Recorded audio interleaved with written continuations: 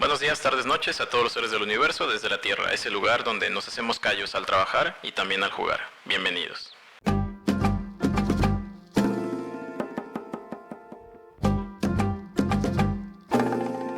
El día de hoy tenemos como invitado al co-founder de Hyperbird, espero haberlo pronunciado bien.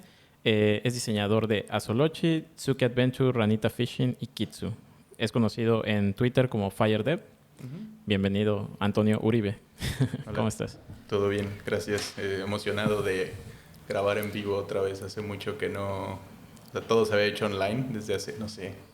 ¿Pura videollamada? 3 años que estamos, 2020, 2019. En algún momento del 2019 probablemente grabé en persona con la otra gente con la que estaba hablando y no ha vuelto a pasar. Es raro.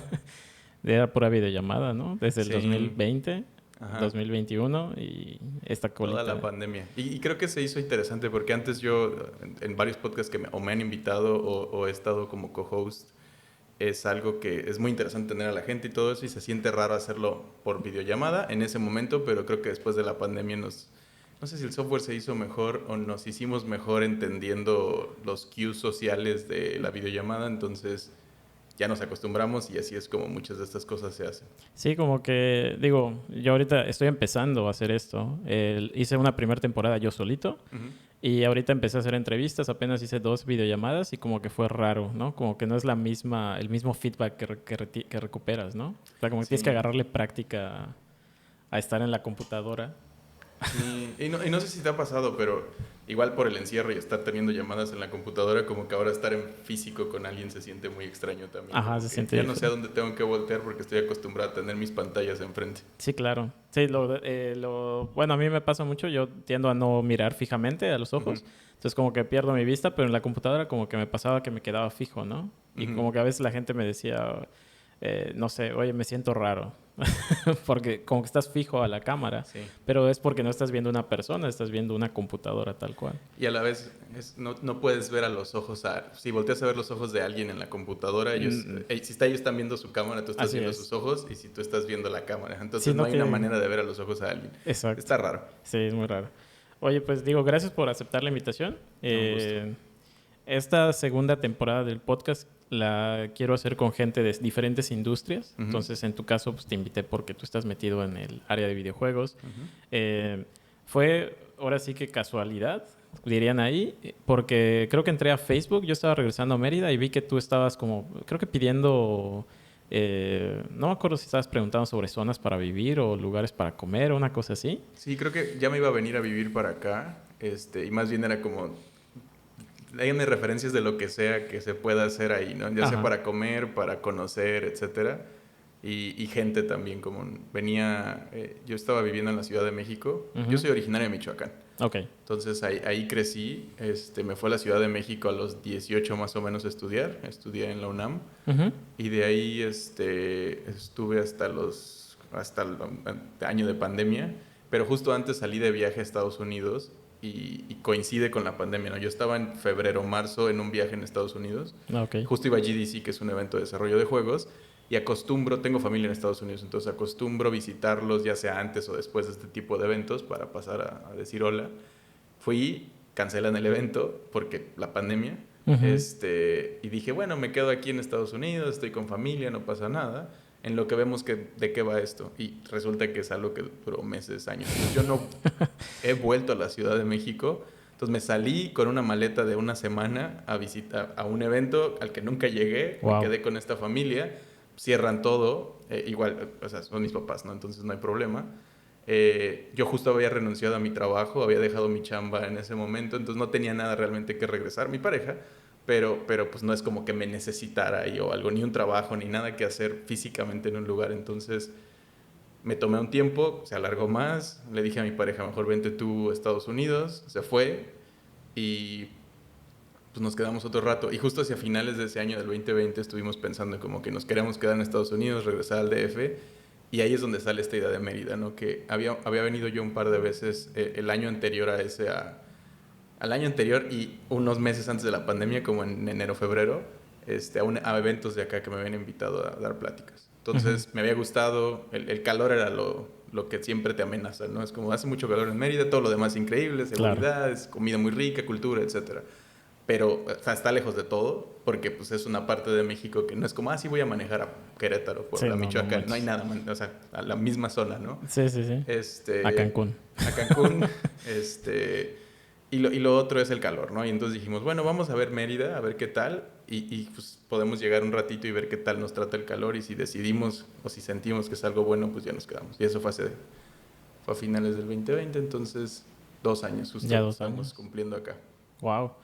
Pero entonces, o sea, tú fuiste a Estados Unidos, estando en Estados Unidos, brincas directo acá Sí, y rentaste una casa sí, o... renté a través de un Airbnb primero, como que pues, estando lejos era más fácil como a ver qué opciones hay, ¿no? Depende mucho de las ciudades o los países, a Ujú. veces rentar sin estar ahí es complicado, ¿no? Sí, Entonces Airbnb nos facilitó el llegar un sí, ratito, eventualmente porque nos gustó decidimos ampliar la estadía, pero ya como por fuera de la plataforma, este, y a partir de ahí como que estuvimos buscando algo ya más formal. Ya no regresé a Ciudad de México, mi pareja sí porque ella es de allá, entonces fue a visitar familia, no me acuerdo, justo hace como un año, ¿no? En 2021 en algún momento. ujú. Y yo no he regresado, entonces yo el depa que rentaba allá, que era con un amigo, era también de él y su familia, entonces sí le dije en algún momento, ya no voy a regresar, pon todas mis cosas en un rincón y eventualmente veré qué hacer. Le seguí pagando renta, no lo iba a dejar Ajá, colgado, ¿no? Pero poco a poco fuimos como cambiando a modo bodega y eventualmente claro. pues ya bueno, cuando mi pareja fue, creo que me ayudó a empacar cosas, se quedaron ahí con su familia. Y otra coincidencia de que otro amigo se mudó para acá, nos ayudó a traer las cosas en una mudanza. Entonces, yo me salí de la Ciudad de México con la intención de regresar unos días después y no he vuelto. Qué cagado. Oye, y esto digo, tú estás dijiste que dejaste tu trabajo. ¿Cuál fue tu último trabajo? ¿Fue en Hyperbird o...? Sí, sí, sí, sí. O sea, me nombraste bien como cofundador. Eso significa que un amigo y yo, por allá del 2014, empezamos a hacer juegos y decidimos ponernos un nombre. Ujú. Juan Pablo Rivelin, que es justo artista en Hyperbird, como director de arte de muchas otras cosas y cofundador de. Y yo que estábamos los dos como a finales de la escuela, principios de empezar a trabajar, o ya con algunas chambas encima. Y entonces empezamos a hacer juegos móviles, yo los programaba, él hacía el arte, y como que pues, entre los dos hacíamos las cosas, ¿no? Eventualmente fue entrando más gente, pero le pusimos nombre que fue Hyperbird y eso, cofundamos Hyperbird, ¿no? Pero Ujú. no fuimos a un lugar, a Hacienda, no es una empresa formal, sino Ah, ok. nomás pusimos un nombre y nos pusimos a hacer cosas. Ujú. Ya la empresa ahora conocida como Hyperbird y una empresa de más de 50 personas o qué sé yo, fue el trabajo de muchas otras personas y del camino de y todo, del cual también fui parte, pero justo en ese momento ya estaba yo saturado porque mi intención nunca fue tener una empresa ni dedicarme a ser jefe de gente ni nada, Ujú. era hacer juegos. Entonces, conforme iba creciendo todo, cada vez menos tenía chance de yo ponerme a hacer las cosas y había dejado la programación ya tenía un rato, Ok. pero estar en las decisiones de los juegos y estar en el proceso de los juegos, ¿no? Ya cada vez era más ayudar a otra gente a hacerlo, o estar guiándolo, estando desde atrás diciendo, no, por aquí, por acá, mientras estás lidiando más con administración de la empresa, con administración de gente, etcétera. Ujú. Entonces me empecé como a cansar, me empezó a rebasar. También pues, uno se va quemando. Claro. Como fundador es algo que Eventualmente pasa, ¿no? eventualmente pasa, pero también es algo que, aunque tengas vacaciones, no tienes vacaciones. Recuerdo que justo antes de que me saliera, las últimas vacaciones había sido un viaje que iba a ir a visitar a un amigo en Estados Unidos también. Y una persona muy importante en la empresa decide renunciar cuando yo estaba fuera. Entonces tuve que lidiar con eso Claro. De estando fuera, de vacaciones. vacaciones. Y la mayoría de las otras vacaciones, aunque fue a muchas partes del mundo también por la misma chamba, que te invitan a eventos y todo esto, es complicado. O sea, mis vacaciones eran, bueno, ya estoy en Japón, me tomo una semana más, o estoy en Argentina, me tomo unos días más, o decido ir a comer a un lugar, o etcétera, alrededor de un evento, ¿no? Ujú. Entonces se pone medio complicado. Aún en tus ratos libres estás pensando constantemente en cosas de la empresa. O a veces pasan cosas y como es tuya de cierta manera y es tu responsabilidad, tu trabajo como fundador y como estos CEOs o etcétera, como esas posiciones directivas, ejecutivas, siempre se estará pagando fuegos de los que sean. No salió el dinero, no sé qué, necesitamos un equipo, ve, agarra un avión, vuela algo, etcétera. Resuélvelo en el momento, ¿no? Y pues poco a poco te va costando trabajo. O sea, no porque alguien te lo pongan, sino por tu misma decisión y las ganas de hacer las cosas bien o de sobrevivir. Sí, claro. Y me fue costando poco a poco. Entonces, en algún momento fue como, yo nunca quise tener esto y todo esto. Para ese punto ya había contratado suficiente gente que redondeara lo que yo hacía, ¿no? Sí. Yo llevaba redes sociales en el origen, ya había alguien que lo empezó a hacer. Yo llevaba el diseño de juegos o la producción o ciertas cosas, ya había gente que lo podía hacer. Yo escribía muchas partes del juego, ya había gente que lo podía hacer. La programación ya la había dejado hace un rato. Gente con la que trabajaba o que había hecho cosas antes conmigo, ya podía hacer sus propios juegos. Entonces, como que todo estaba medio cubierto. Y pues se dieron varias cosas y fue como, ¿sabes qué? Es buen momento. Es como tomar un sabático, pero la manera de hacerlo y no estar pensando fue como, pues yo creo que ya buscaré qué más sigue, ¿no? Hacia dónde voy a seguir, sin saber que iba a venir una pandemia y todo esto. Entonces, las cosas se acomodaron de una manera. Hubiera estado divertido tal vez tener trabajo mientras estaba pasando estas cosas complicadas, pero a la vez aprecio mucho el poderme haber dedicado a lo que quisiera. Sí, claro. En su momento jugar Animal Crossing por cientos de horas. Y hablar con la gente y estar con mi familia y no estar pensando como la empresa, la gente, el virus, qué va a pasar, las oficinas, tenemos que hacer cosas y todo eso, ¿no? Sino fue como, bueno, estoy aquí encerrado, no haciendo nada, cuidando mis plantitas digitales y mis aldeanos. Sí, bueno, vi en tu perfil que estuviste 5 años un poco más de 5 años como director. Sí, pues estuve, en 2014 empieza esto, digamos que en el 2015 se vuelve un poquito más serio. Okay. Y Kleptocats, que es el primer juego como grande que hicimos, que llamó la atención y millones de descargas y todo esto, fue hasta 2016. Entonces yo estuve desde el origen, que fue en 2014, hasta finales del 2019, principios del 2020, en esta posición del principio haciendo cosas, después como contratando gente, poniendo la oficina, como trabajando con la gente para hacer más cosas, yendo a eventos, dando pláticas y todo esto también. Y entonces al final mi posición se volvió director, que fue como la fácil, ¿no? Es como, sí, es el director de la empresa y de los juegos. Pero tú estudiaste en la UNAM. ¿Qué estudiaste en la UNAM? Ingeniería en computación. Ok. ¿Y poco a poco te fuiste involucrando en videojuegos o empezaste en otra rama de la industria? No, pues la programación. O sea, al final tuve la fortuna de que mientras estuve en la carrera íbamos dejando lo de web, iban haciendo las aplicaciones. Estamos hablando del 2000. Yo entré como en 2007, 2008. Entonces, para el 2010, 11, ya estaba de salida de la carrera, o en esos semestres finales donde estás como viendo qué hacer, y Android y iOS, o estas plataformas del iPhone y los Android se vuelven como algo, ¿no? Y BlackBerry empieza a desaparecer, como este cambio de paradigma. Las aplicaciones empiezan a volverse algo muy lucrativo, ¿no? Estas historias de alguien hizo una calculadora para el iPad y se volvió rico, etc. Sí. Y empiezan a salir estos juegos como Angry Birds, o se empiezan a posicionar como algo muy fuerte, ¿no? Sí.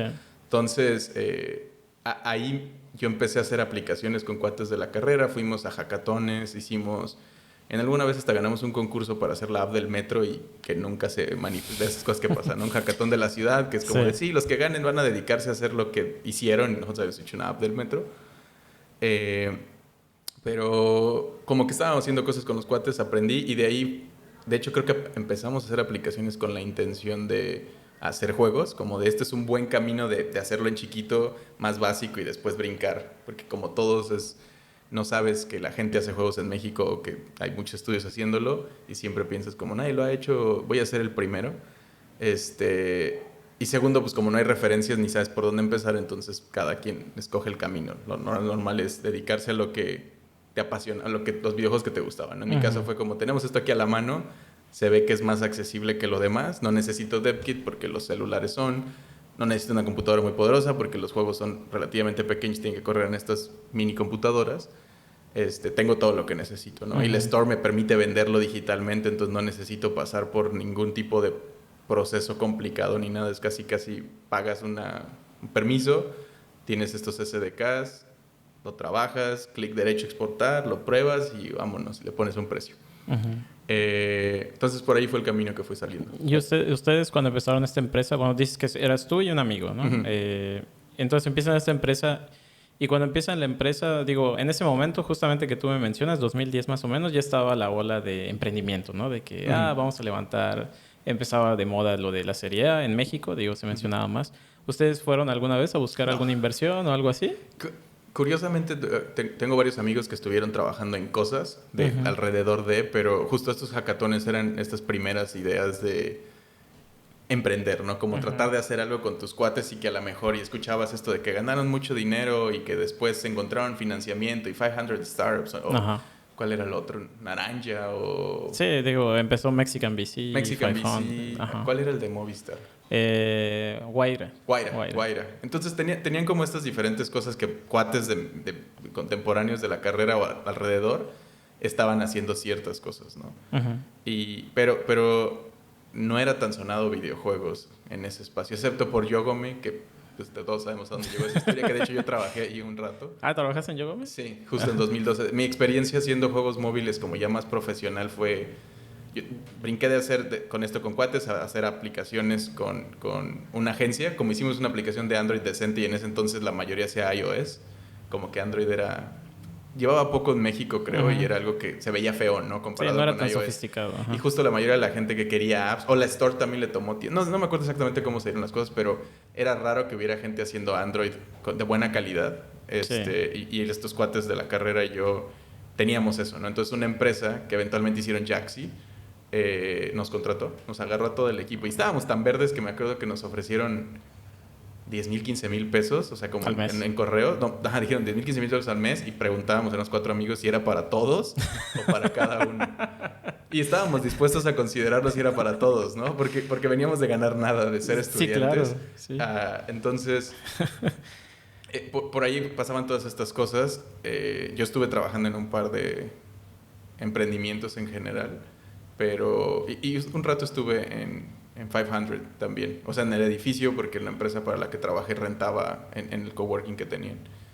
Pero nunca... No se me ocurrió. Sentía que no tenía como tanto sentido, sino un modelo de negocios, porque los juegos que hacíamos nosotros queríamos hacer cosas divertidas y que le puedan interesar a la gente, ¿no? El modelo de negocios es, pues, si le gusta, lo pagas y ya. Como el de una película, ¿no? Entonces, pero sin la garantía de, ¿sabes? Tenemos el nombre a Tom Cruise o a quien sea en el lado, como en la cara de, entonces es algo muy azaroso. No, ni siquiera se me ocurrió. Entonces, más bien empezamos a hacer lo que podíamos con lo que teníamos con este cuate. ¿Y cuál dirías tú que es el camino, si alguien se quisiera dedicar al mundo de los videojuegos? Digo, tú me comentas, en la carrera, por ejemplo, ¿hacían alguna especie de colaboración por hobby de videojuegos o era solamente programación? ¿Qué hacían en la carrera pues como para desarrollarse, ¿no? Porque digo, las materias son una cosa, pero digo, en mi caso me pasó que pues lo que me daban los maestros, bueno, no sé en la UNAM, porque yo no estoy en la UNAM, pero sentía que no era suficiente, ¿no? Y me ponía a hacer pues juegos, bueno, no juegos, sino código con amigos, y eso me fue pues dando cierta experiencia ya para el momento en que quise hacer un producto, pues ya estaba un poco más desarrollado yo profesionalmente, ¿no? Creo que es lo mismo. O sea, la universidad también es bastante buena de algunas maneras, pero es bastante amplia también, entonces te toca de todo. Y yo creo que lo que ayudó mucho en estos hackatones y en estos primeros pasos que dimos como grupo de amigos es un laboratorio que se llamaba Linda, que era como laboratorio de interactivo something, no me acuerdo. Sí, pero Linda eran la sigla, ¿no? Entonces, en ese laboratorio, justo para el servicio social, nos metimos ahí y no había mucho que hacer realmente. La intención era que estuvieras haciendo software como para algo que tuviera utilidad, pero no te exigían ni te pedían que lo hicieran, ni había como un camino de cómo hacerlo. Entonces, más bien era como un laboratorio de haz lo que quieras con tus cuates, y ahí fue donde empezamos. Ruby se estaba poniendo de moda, lo de Android también lo agarramos de ahí, algunas cosas así. Estuvimos haciendo como AR, en ese entonces todavía se llamaba Qualcomm, creo que la librería que era como la del momento, que después se volvió Vuforia y otras cosas. Usamos Unity, pero una versión 3. Algo viejísima, que todavía creo que ni siquiera, definitivamente no tenía 2D porque es algo más reciente, pero no, ni siquiera creo que se acaba para móvil como formalmente, ¿no? O no tan fácil como lo es ahora. Y en ese espacio con estos cuates fue donde empezaron a salir estas cosas de vamos a practicar, vamos a hackatones, vamos a eventos, este cuate está emprendiendo de esta manera, vamos a platicar con ellos, ¿no? Entonces es algo como muy de uno, ¿no? Sí, claro. La escuela no te dijo ve ahí y haz esto, no era como pláticas profesionales o servicio social, entonces veías algo. Y curiosamente mucha gente quiere ir fuera de la universidad porque piensa que así va a evadir el hacer la chamba que tienes que hacer en teoría en eso, ¿no? Porque es como, me lo va a firmar mi tío que trabaja en una agencia. Sí. Y justo cuando, en particular en UNAM, creo que se ponen más exquisitos o le ponen más atención cuando es algo por fuera porque asumen que va a hacer eso. Y cuando es por dentro, pues te lo firma alguien interno y es como, seguro sí lo hizo bien. Entonces, nos salió bien, se hizo un grupo muy interesante. De hecho, los cuates con los que hicimos estos hackatones y estas cosas después fundaron Cinemas, que era una aplicación de cine. Cinemas App. Ajá, justo. Buenísima. Sí. Justo ahí yo me salí como del lado de hacer más juegos y ellos empezaron con ese emprendimiento y pues seguimos siendo muy cercanos en general.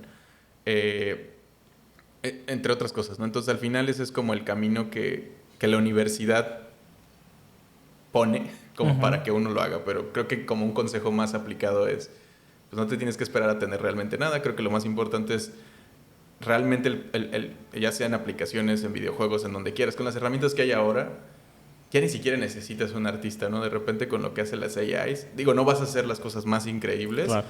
Y eso es algo que tenemos que entender muy rápido, ¿no? Que el chiste es hacer algo, empezar a hacer algo sencillo, pequeño, todo el proceso de tengo una idea y desarrollarla y tener un producto después y lanzarlo, aunque sea en un itch.io o un Dropbox con un link a un Exe o lo que sea, pero que le pueda llegar a alguien si le da clic en internet y lo pueda descargar y pueda ver el producto y te dé feedback, ¿no? Porque al final uno como creador, técnicamente hay muchas cosas, artísticamente hay muchas cosas, pero el desarrollar un juego, el game design, que es como la disciplina de tomar estas decisiones para cómo guiar un juego y cómo hacer un juego, es algo muy único a los juegos, ¿no? No puedes aprender de game design como narrativo, como arte o como técnico, no es algo aparte que es cómo hacer un juego entretenido. Entonces estas cosas empiezan a salir de que hace uno juegos, ¿no? Y lo primero, como el consejo más común es haz algo pequeño, puedes clonar algo como la Viborita, Pong, estas cosas muy básicas, Pac-Man, y te vas a dar cuenta que en el camino de hacer eso es muy difícil lograr que se sienta, de hecho, hacer el juego y terminarlo y que además se sienta como se sienten estos juegos que son de hace 30, 40, 50 años, sí, algunos, ¿no? Entonces, el chiste es eso, como poco a poco estarlo haciendo, después de hacer un par de juegos y entender qué tan complicado puede hacer esos sistemas y entender cómo es que se mueve algo en pantalla y cómo haces esta retroalimentación y todo eso. El siguiente paso es que te empiezas a aburrir de esos juegos básicos de Pong y le haces un twist, ¿no? Entonces como, pues Pong, pero con esto, o la Viborita, pero con esto otro. Y poco a poco empiezas a descubrir, creo, tu voz como creador también. Como ¿cuál es el sabor que yo le voy a meter a algo que lo va a hacer más mío que de alguien más? Porque constantemente se tiene este miedo de si comunico mis ideas me las van a robar o alguien más lo va a hacer. Y la verdad es que los productos y los proyectos que hay afuera normalmente son ideas muy... O sea, la expresión de una idea, por ejemplo, Kleptocats, luego digo, ¿no? Es un juego de gatos que roban cosas. Pero si te digo eso, tu mente va a producir un tipo de juego que es muy diferente al que va a producir mi mente, que es muy diferente al que va a producir cualquier otra gente, ¿no? Entonces, la mayoría queremos hacer nuestros juegos y no los juegos de alguien más, entonces es raro que te falten ideas cuando ya eres capaz de hacer algo y cuando ya has hecho esto varias veces. Pasa mucho al principio que no tengo ideas y entonces sí necesitas algo, ¿no? Pero en cuanto empiezas a hacer cosas, lo que te sobran son ideas. Sí, a mí me ha pasado con este proceso del podcast, que es como el día 1, pues yo dije, bueno, tengo como esta idea, y después de que lo hice 10 veces, porque hice 10 episodios, pues ya como que al 10º dije, bueno, ¿qué tal si hago esto? ¿Qué tal si hago esto otro? ¿Qué tal si hago lo de aquí?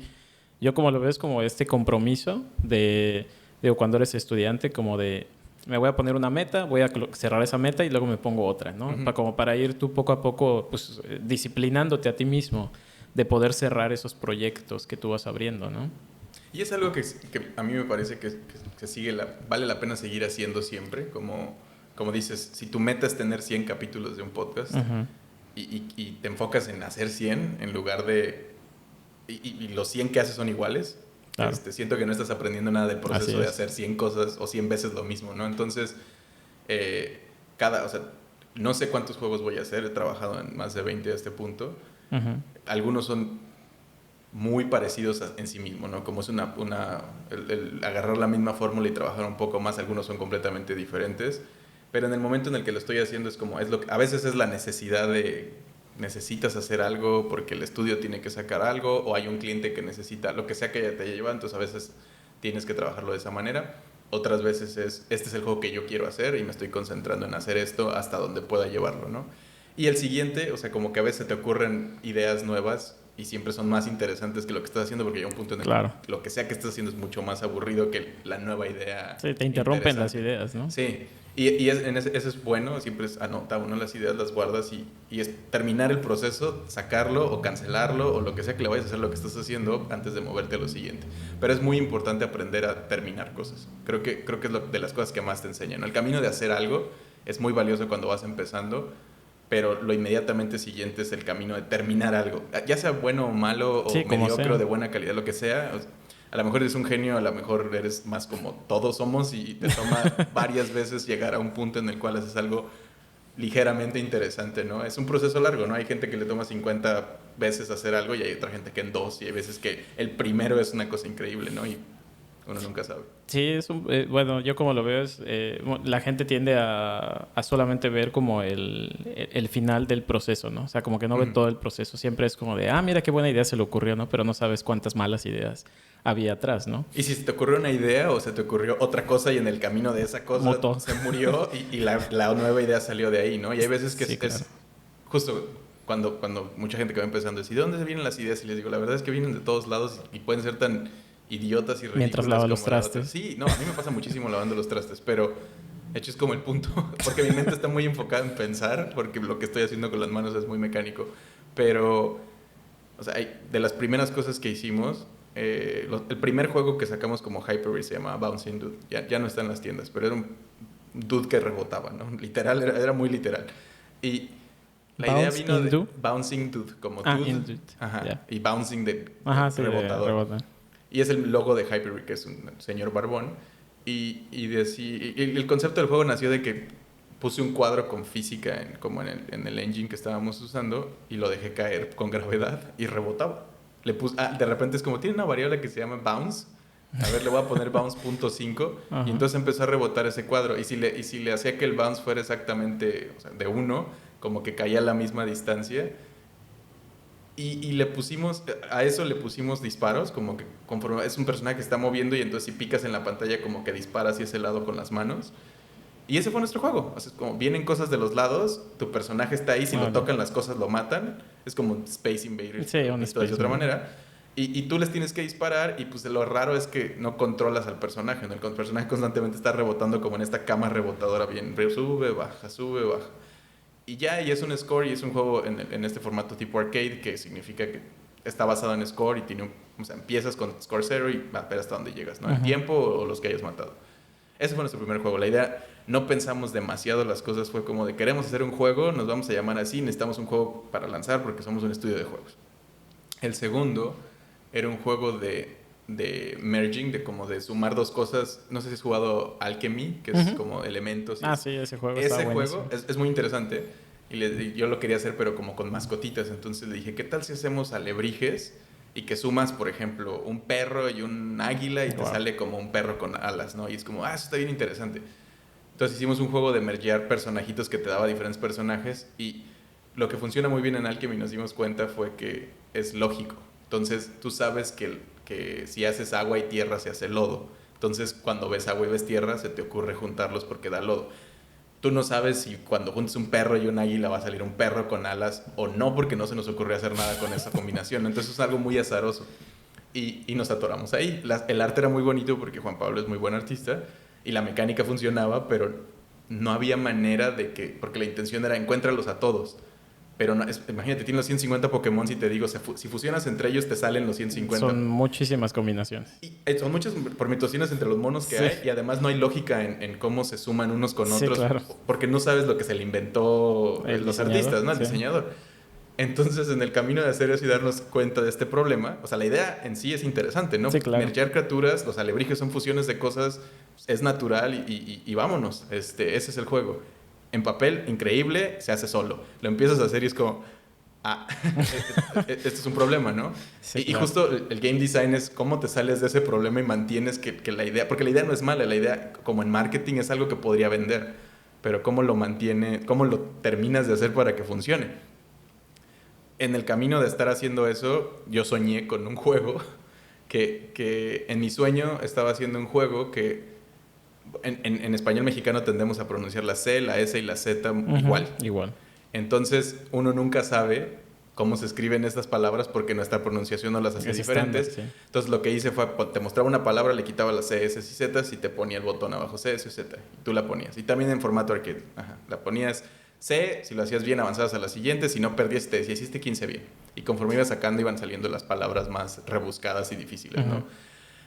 Y en mi sueño era una pesadilla porque el juego lo tenía que traducir a inglés y pues no hay manera de traducir esa mecánica en inglés porque el inglés tiene otros problemas, no es un lenguaje diferente. Sí.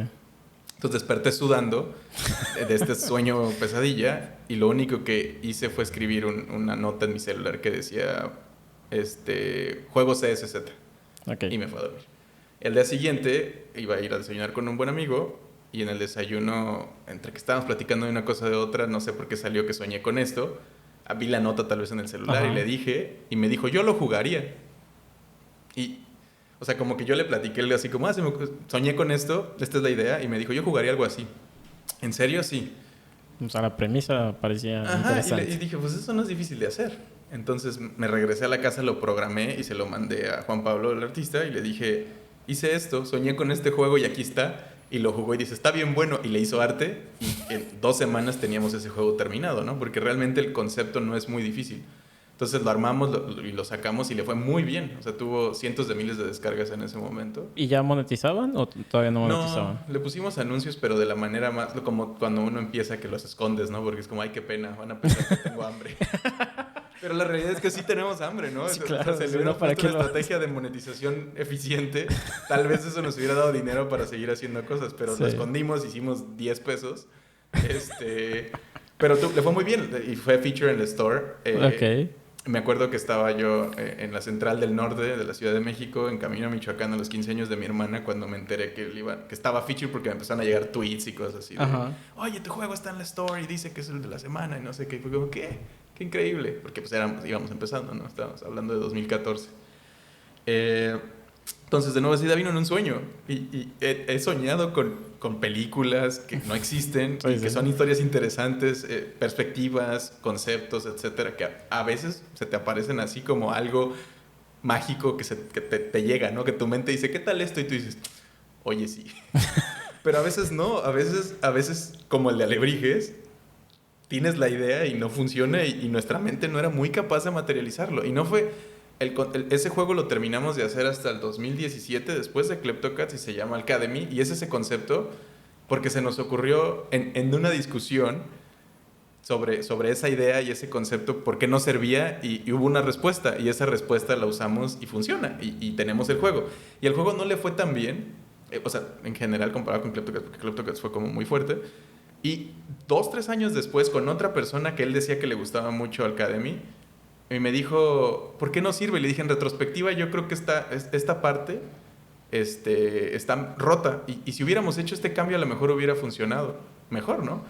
Y me dice, ¿y por qué no lo hacemos? Y yo, pues sí, ¿por qué no lo hacemos? Entonces, hacemos el fix y aumenta la retención del juego un 10% o algo, ¿no? Algo sólido, fuerte. Y es como... Y le empieza a ir un poquito mejor, ¿no? Es un juego que ya llevaba 2 años afuera, que nadie había tocado porque no le fue tan bien. Aunque en retrospectiva, pues se pagó y le fue bien, pero no era algo que rompió, ¿sabes? De nuevo, 10 millones de descargas en un año, algo así, que es como, hay Funkos, etc. Es un juego más básico, pero muy bonito y muy bien hecho. Entonces, retomar ese juego que se llamó Alcademy salió de otro juego que estábamos haciendo que le hicimos 3 versiones y no funcionó, y la versión de en medio tenía unos rituales de sacrificios de pollo. Suena mucho más macabro de lo que en realidad era, pero era el sistema que nos dio el sistema de hacer este otro juego, de fusionar cosas, ¿no? Es como pones 2 pollos y te genera un pollo nuevo. Entonces, todas estas cosas que va uno haciendo van conectando, y cuando trabajas con el mismo tipo de gente que está como generando ideas y etcétera... Un equipo que perdure, ¿no? Ajá, que sean más, porque si yo tengo estas ideas y de repente estoy trabajando con alguien nuevo y le digo, como aquel juego, y es como, no lo he jugado. O bueno, como aquella vez que platicamos, no existe como esto. Entonces, mucho de la carrera de Hyper-V que sigue existiendo ha funcionado muy bien porque la mayoría de la gente que ha seguido está ahí, ¿no? Y es sólido y ese conocimiento está en ellos y cada vez que avanzan las cosas se toman decisiones que empujan un poquito mejor.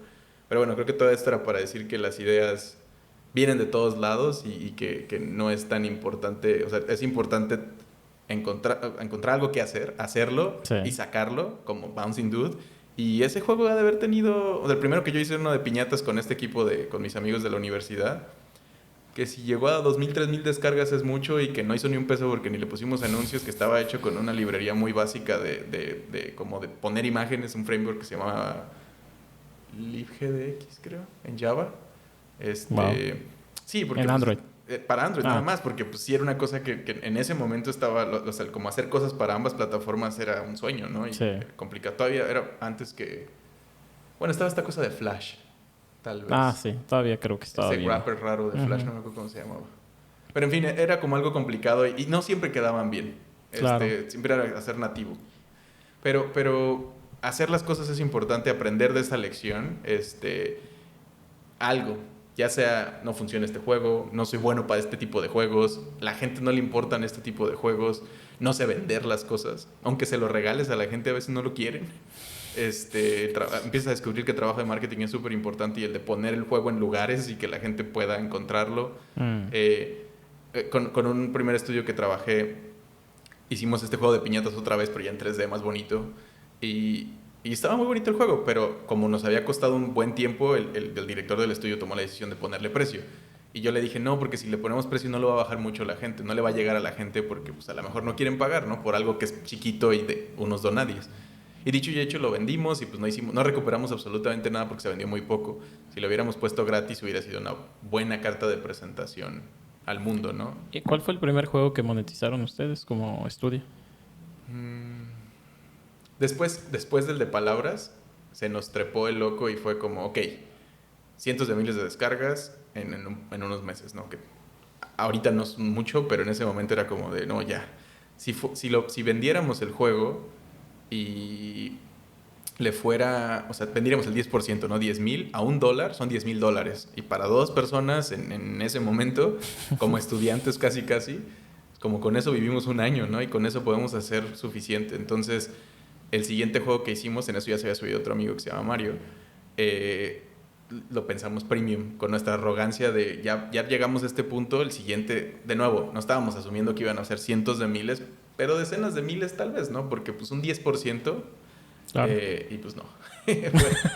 No, creo que ni 1,000 personas en los primeros meses llegamos a vender. Por fortuna pudimos subirnos a un Humble Bundle, que ayudó a como conseguir, que son estos paquetes que juntan Ujú. luego juegos, que ayuda como a juntar algo de dinero de eso, pero ese ya tenía como la intención de ser vendido, no anuncios porque también era todavía medio extraño. Y el año siguiente empezamos a trabajar, me contrataron a mí una empresa americana y me los llevé y en algún momento entre trabajos como más formales de la empresa, no hacíamos consultoría de software, les decía, pues tengo a mi equipo y hacemos juegos y nos gusta y mira, esto es lo que hemos hecho, ¿no? Danos chance de hacer algo. Y empezamos a hacer un jueguito que ese sí iba a ser, eventualmente le encontramos un publisher que se llama Noodle Cake, son de Canadá, que son bastante popular como publisher. Entonces dijimos, ya tenemos las descargas y ese sí lo monetizamos muy como en el modelo free to play en ese entonces, ¿no? Estaba muy inspirado en la monetización de Crossy Road, que es juegas, Compras ítems, ¿no? ajá, compras personajes, con el dinerito con lo que vas jugando consigues dinerito, con ese dinero puedes comprar más personajes o customizaciones o niveles Te o cosas. incita a comprar moneditas. Y puedes ver videos o cosas así, entonces Ok. pero el juego, o sea, estaba muy bien hecho, pero no estaba bien balanceado en dificultad de otras cosas. Y como Ok. que no le fue tan bien como esperábamos, pero a partir de ahí como que ya empezamos a considerar eso, ¿no? Y después de eso vino Kleptocats, que Kleptocats sí tenía la intención tenía un modelo de negocios en el core, porque la idea fue, la gente no quiere jugar nuestros juegos como de niveles y como más formal, vamos a hacer un juego donde no juegues y vamos, estoy parafraseando un poquito como el momento, ¿no? Pero vamos a hacer un juego donde no juegues y vas a picarle y el gato se va a ir y te va a traer un objeto, ¿no? Que es de lo que se trata el juego. Y cada vez que le piques para que se vaya va a tardar más y en algún momento van a ser horas y la única manera de regresarlo va a ser viendo un anuncio. Y fue como de, jaja. Entonces, en sí el juego no se trata de eso, pero es el core del juego, ¿no? Lo mandas, se tarda un poquito porque no hay nada que hacer en el juego y la intención es como pon tu celular en la bolsa, ve un capítulo de tu serie en Netflix o lo que es, o ve a tu día y eventualmente te va a llegar una notificación de, hey, tu gato regresó y te trajo un premio, ¿no? Muy basado como en esta idea de los gatos que te traen cosas. Sí, sí, sí.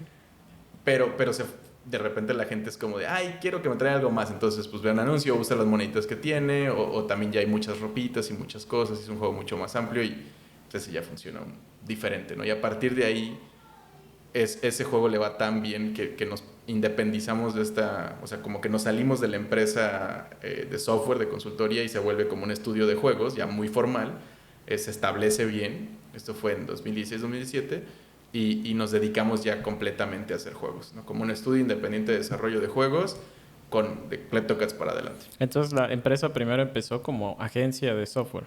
O bueno. O sea, esa empresa era de unos americanos y sigue, no sé si sigue existiendo, ya. pero digamos que de ahí, de las entrañas de eso, pues porque nos dieron chance, entonces hicimos este juego. El equipo éramos los que éramos Hyper-Beat antes, por eso sigue siendo Hyper-Beat. Pero realmente, pues, como nos dieron el espacio y lo estábamos haciendo abajo de esa empresa, pues técnicamente se volvió de ellos. Y lo empezamos a seguir ahí. Okay. Y hasta la fecha sigue siendo algo que es como está como construido, ¿no? El CEO de la empresa, que era mi socio en ese momento, que era el que era mi jefe de la otra empresa, nos volvimos como socios, y yo era más como el que estaba en la dirección de la empresa, de nuevo en los productos y haciendo cosas, trayendo a la gente, todo eso, y él era más el administrativo. Entonces, él sigue siendo el CEO de la empresa y sigue llevando como esa parte administrativa de la empresa, y pues ya ahora hay más directores de juegos y un montón de otra gente, ¿no? Ok. ¿Tú sigues siendo socio entonces de la empresa?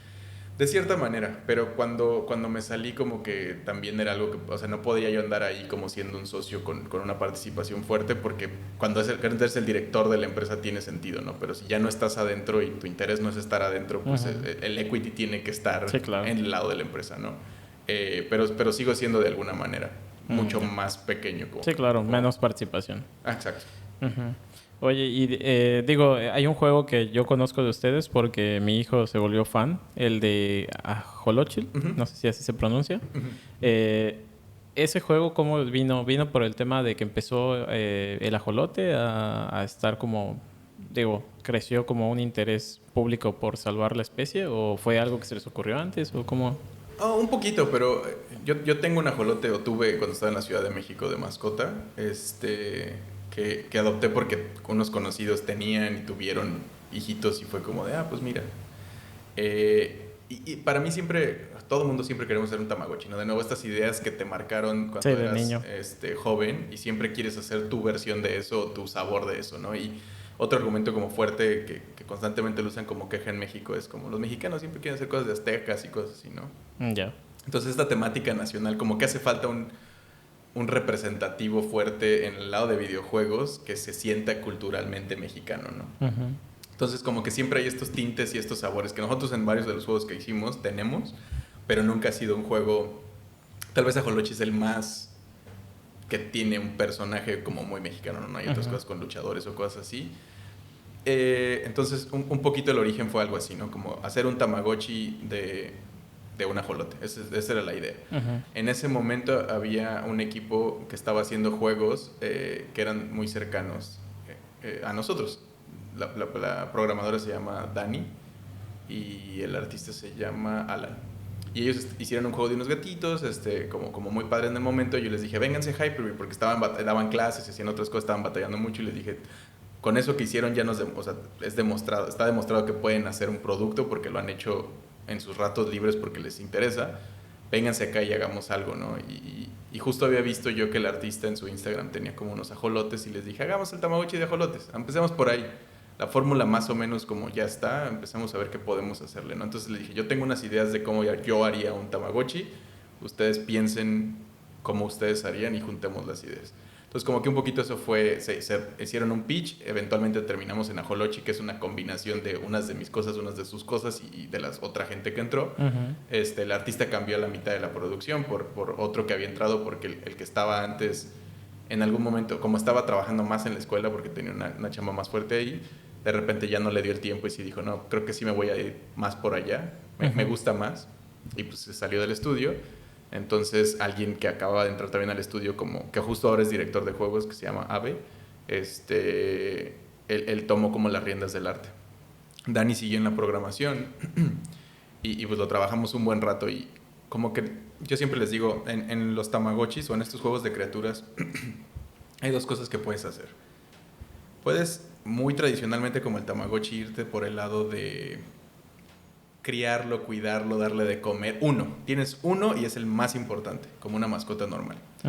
Y el otro es el criaturismo, ¿no? Como Pokémon. Hay 150, en este punto 1000.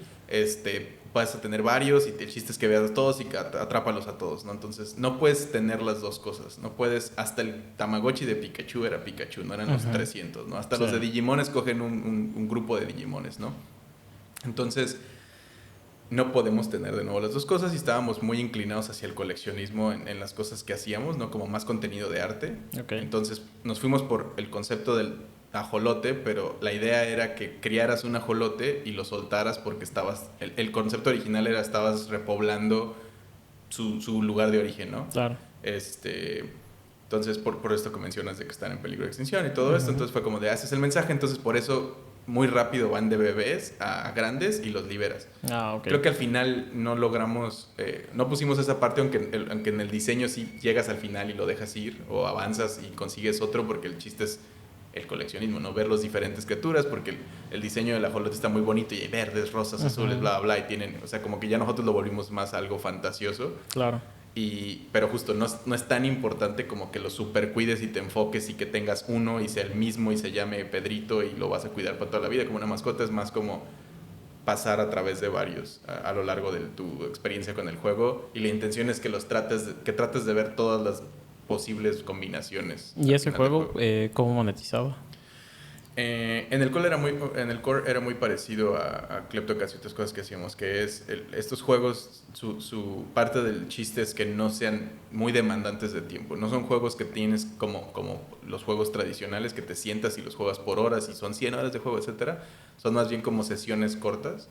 Entonces en esa sesión le puedes dar de comer y etcétera. Tienes estos cuidados y después como que se duerme o ya no hay mucho que hacer en el juego y te dice, bueno, hay un temporizador en algún lugar que te dice tienes que esperar. De nuevo, puedes ver un anuncio para avanzar, puedes ver anuncio para conseguir dinerito, que los puedes vestir como quieras o puedes acelerar los procesos. Entonces, si quieres pagar o ver anuncios, puedes acelerar el proceso.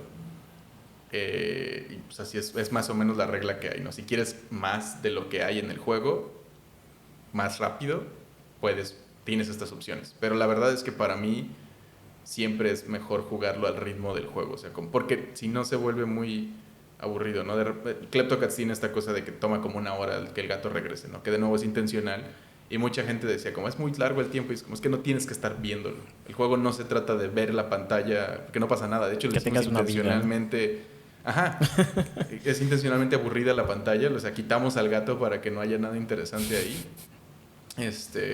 El juego es una ventanita que cada tanto tiempo se abre, te muestra algo bonito y se vuelve a cerrar. Y en ese punto, de nuevo, lo puedes acelerar, hay gente que lo hace, pero pues es más porque hay un montón de contenido, pero es mejor jugarlo como al ritmo que te va pidiendo el mismo juego, ¿no? Como cada hora. Igual el concepto de las series, ¿no? Yo prefiero ver un capítulo a la semana y discutirlo y digerirlo y etcétera, que bingear 10 horas en un día, en una noche, y luego que no sepas ni qué pasó la siguiente temporada porque está todo muy lo viste muy rápido, no lo procesas. Entonces, es un poquito ese concepto lo que estos antes, pero la idea, ¿no? Como poco a poco lo vas viendo, vas desarrollando esta cosa, y es un acompañante de tu día en general, como existe ahí en el celular y hace cosas, lo ves 2 o 3 veces al día hasta que un día digas ya no, y ya. ¿Y tú dirías que este es el modelo que, bueno, al menos que ustedes más explotaron, el de quiero acelerar el juego, veo anuncios, quiero llevar el ritmo del juego, o probaron otros modelos de monetización? Creo que después de Kleptocats, por cómo funcionó y la manera en la que funcionó y lo que nosotros entendimos que hacía que funcionara, como que nos mantuvimos muy cerca de ese modelo. De hecho, siempre internamente había la queja de como todo el tiempo agarramos algo interesante y lo volvemos un Kleptocats, ¿no? Le metemos este sistema que es como timers y esperar y un juego como de idle waiting, le llamamos nosotros. Entonces, si hubiera funcionado Muertitos, que es el juego que vendimos después del de las palabras, es que era un puzzle, estaríamos haciendo puzzles, ¿no? Sí, como que es muy probable que tu juego, como Pokémon hizo Pokémon y le fue bien a Pokémon, siguen haciendo Pokémon 30 años después, ¿no? Entonces los de FIFA hacen FIFAs. Es muy común que los estudios que hacen algo bien encuentran su fórmula, ¿no? Sigan haciendo eso mismo, porque es muy caro y muy difícil cambiar de género completamente, o de espacio, o de esto. Y hay estudios que lo han logrado, pero a veces es como un subestudio. Una persona como que se sale y empieza y encuentra algo. Y hace su estudio. Como el de Smash, ¿no? Que empezó con Kirby y hacía sus propias cosas y de repente se le ocurre esta cosa de Smash y otras cosas. Entonces, pero pues después ya vive haciendo Smash, ¿no? Como que es algo que hay veces que no te va a soltar la franquicia y tu vida puede ser hacer eso. ¿Y actualmente cuánta gente trabaja con ustedes?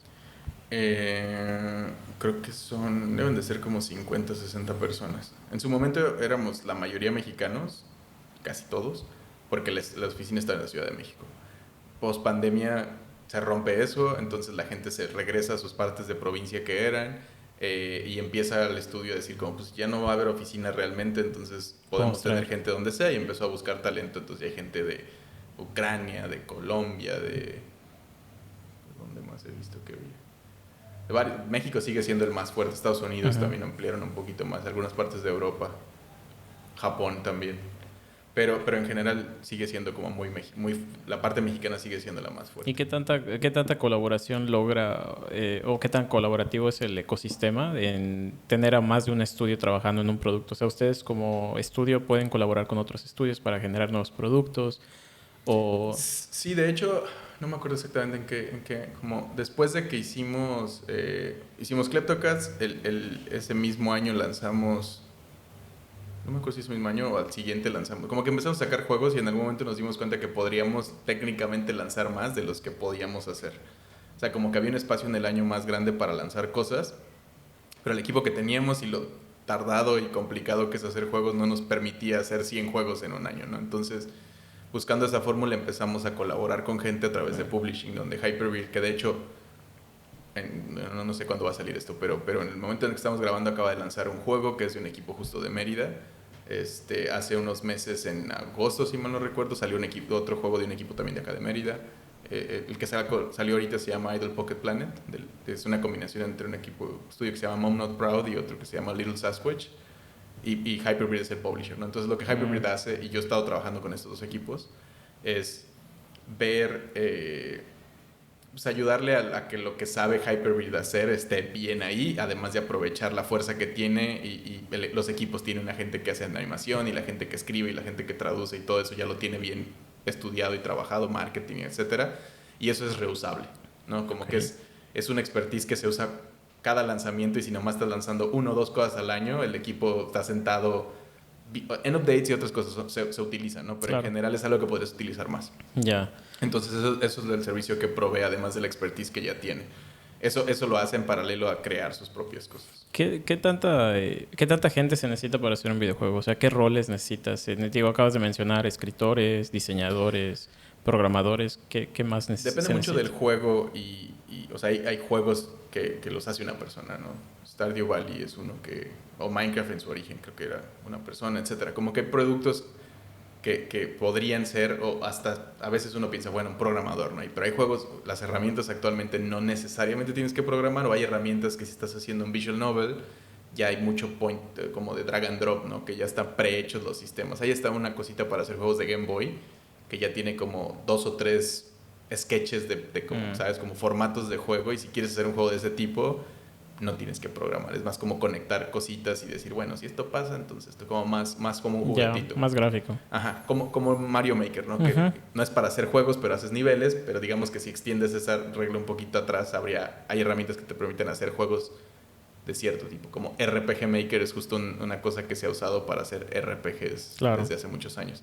Entonces, técnicamente no necesitas depende mucho de lo que vas a hacer. Si los juegos AAA, que son como los Halos y los Last of Us y los Pokémon, y eso son ejércitos de personas, ¿no? Cientos de personas que ocupan de todo tipo, ¿no? Desde programadores, artistas, escritores, animadores, productores, bla, bla, bla.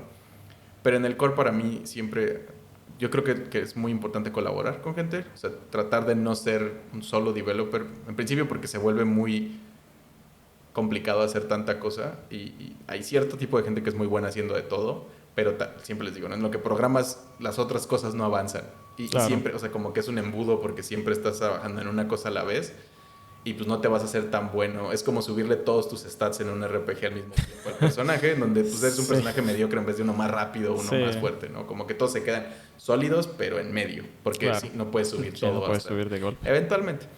Entonces, si es un juego que técnicamente va a ser muy demandante, ¿no? Como algo más... por ejemplo, uno de los más populares de México, el más famoso y el que mejor leído se llama Kerbal Space Program. Ese juego es un simulador de viajes en el espacio, entonces algo que es técnicamente complicadísimo. Para eso necesitas programadores que sepan lo que están haciendo, y no programadores que programen, programadores que sepan de física del espacio. Matemáticos. Entonces, matemáticos y físicos que programen. Nunca, y ese juego estéticamente no era tan interesante, no era como, parecía como un simulador espacial literalmente. Entonces, siempre va a ser mejor que tengas gente mejor en todas las disciplinas, pero hay tipos de juegos que su cosa interesante está más de un lado o en otro. Hay cosas que son, los visual novels son narrativamente y visualmente es lo mejor, programar es muy básico, ¿no? Puedes salirte con la tuya aunque no sepas demasiado. Hay juegos que son más técnicos, que requieren gente técnica, y la parte artística no. Hay juegos que tienen de los dos, ¿no? Un Breath of the Wild es algo que técnicamente es complicado y artísticamente también tiene una dirección muy, muy fuerte. O Last of Us, que tiene estas simulaciones de cuerdas hiperrealistas, que pues es algo que técnicamente también es una brujería, ¿no? O este mensaje de que hubo alguien que en uno de estos de Arkham de Batman 4 años estuvo trabajando en la física de la capa de Batman. Wow. O sea, ese nivel de tecnicismo pues es imposible lograrlo sin un artesano sin un artesano de este tipo de cosas de como en cada rinconcito, ¿no? Pero a la vez son juegos que son gráficamente muy, ¿no? Last of Us es muy conocido por su hiperrealismo, ¿no? Y que las gráficas y las caras y las voces y todo esto. Entonces, regresando un poco, yo creo que si eres alguien más técnico, vale la pena encontrarte a alguien más artístico y colaborar. O sea, ninguno es más importante que el otro. En ciertos juegos uno va a brillar más que el otro y últimamente la gente reacciona más por lo que ve. Claro. O sea, al final asumes que un juego tiene que estar bien hecho, ¿no? Entonces, si el programador es un genio o un inepto, se va a notar, pero lo más importante, la mayoría de las veces, es que sea medio invisible, ¿no? Que no se sienta la presencia de como alguien hizo los problemas técnicos, ¿no? Sí, y visualmente es algo que siempre va a ser muy atractivo, ¿no? Al final, sí, la idea y el core de lo que se está haciendo te atrae mucho, pero los visuales ayudan como en ese nivel. Hay veces que escuchas una idea y es como, esto está increíble, y luego lo ves y es como, está feo, no me llama la atención, ¿no? Entonces, en el core, al menos un programador y un artista, sí es un juego que tiene que ser como con mucha historia y muy narrativo y etcétera, que no lo necesitan los juegos, pero si estás haciendo algo así, pues vale la pena tener a alguien que sepa lo que está haciendo en ese espacio. Música siempre es importante, ¿no? Es algo que construye o destruye la experiencia.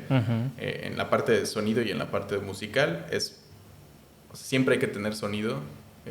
No es bueno una experiencia como muda es malísimo, ¿no? Porque pues, si juegas un Resident Evil o cualquier cosa de terror y le pones una canción chistosa, arruina completamente el juego. Y viceversa, ¿no? Sí, es la como, experiencia. Entonces, creo que es algo que es, la mayoría de veces lo dejamos muy al final, pero es algo que es importante tener. Mucha gente luego es como, pues descargo, ¿sabes? Una paquetería de sonidos y lo pongo y no pasa nada.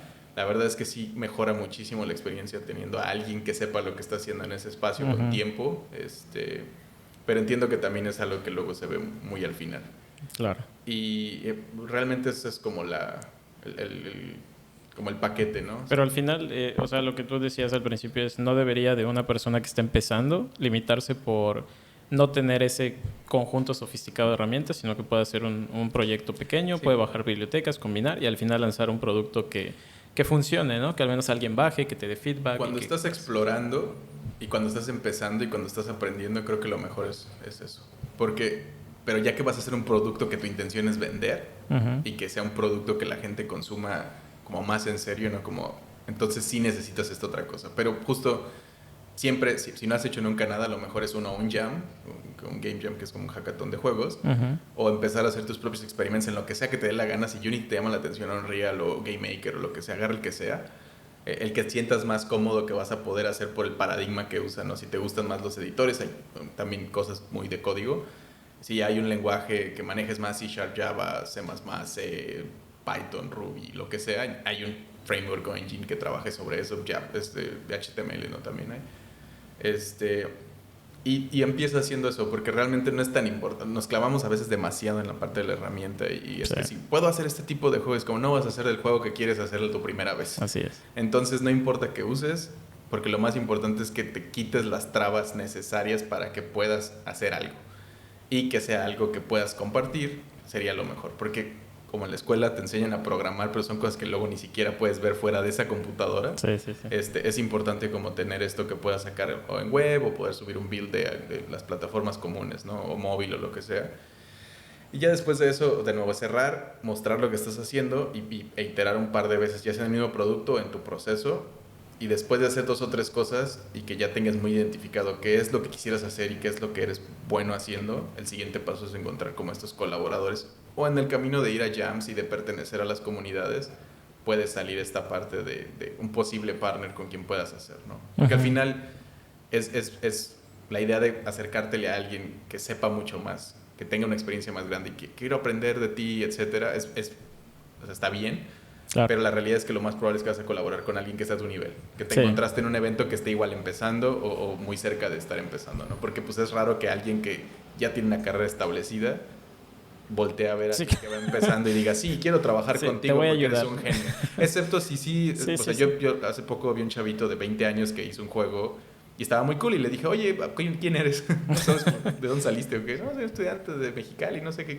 Claro. Órale. Está muy chido esto, es como, gracias, sí, la gente le digo, no, en serio, está muy chido esto. O sea, llevo 10 años en esta industria haciendo cosas y rara vez veo algo que esté chido. Como más allá, o sea, como hablando de alguien que va empezando, que lo hizo solo en poco tiempo, claro. Bla, bla, bla. Esto está increíble. Y un publisher extranjero lo buscó y le dijo, oye, esto está interesante, ¿crees que te podamos pagar porque lo portees a este espacio para hacer un test de algo y a lo mejor de ahí sale algo más? Y le dije, eso no pasa. Absolutamente nunca se te acerca alguien a darte dinero porque trabajes más en tu idea. Esto es algo extrañísimo. A mí nunca me ha pasado y no conozco a nadie que le haya pasado. Y las pocas veces que he escuchado algo relativamente parecido es porque, pues, como Guillermo del Toro dijo que quería hacer Pinocho y le aventaron dinero, ¿no? Y tampoco pasó. O sea, a Guillermo del Toro le cuesta un montón de trabajo que lo dejen hacer cosas. Entonces, es rarísimo lo que te está pasando. O sea, es una oportunidad muy interesante. Esto puede definir tu carrera. Y si no, no pasa nada. Todo esto, o sea, es aprendizaje. Sí, y tienes una manera de hacer las cosas que se nota interesante para el mercado. Estoy seguro que lo vas a volver a hacer. Porque la manera en la que hace las cosas es muy llamativa como en el producto. Entonces, yo le dije, si necesitas ayuda, yo puedo trabajar contigo. Pero es algo que la mayoría de las veces es como, pues, te doy feedback, ¿sabes? Como te digo lo que opino de lo que estás haciendo, está chido, échale ganas, sigue avanzando y aquí estamos para lo que se necesite, pero no puedo trabajar contigo porque mi experiencia y tu experiencia están en diferentes niveles y lo que yo hago y lo que tú estás haciendo... Tal vez no son compatibles. Ajá, exacto, o ni siquiera es el mismo tipo de espacio, pero a veces es como, no, lo que estás haciendo está bastante cool y si quieres podemos tratar de hacer esto bien porque creo que hay una oportunidad interesante afuera, ¿no? Entonces...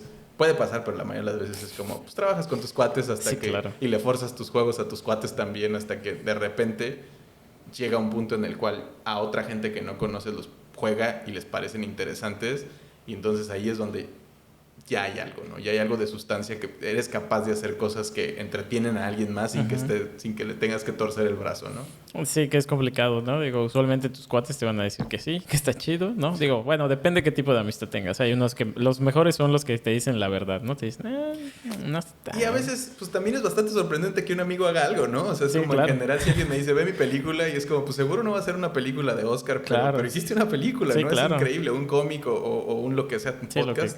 Y a veces es como admirable que alguien parecido a ti, que viste crecer y etcétera, sea como, le estás haciendo esto ajá. Entonces, no es que sea mentira, es más bien que no lo están viendo justo por con eso. Los ojos críticos, tal vez, ¿no? Sí, y no lo están viendo como un producto, o sea, lo están viendo como algo que viene de ti, ¿no? Exacto, de que viene de un conocen amigo. Y que es admirable, porque hacer lo que sea siempre es un trabajar, sí, ¿no? Claro. El proceso de construir, de tener una idea y luego materializarla en algo que la gente consume, sea lo que sea, es un buen de chamba. Sí. Ya de eso, hacer algo bien. Claro, sí, hay una distancia. Hay un montón de chamba también. Mucha práctica. Pero es un proceso. Sí, ¿no? claro. Y entonces, todos vamos a empezar, la mayoría de las veces, haciendo cosas feas, que ni corren bien.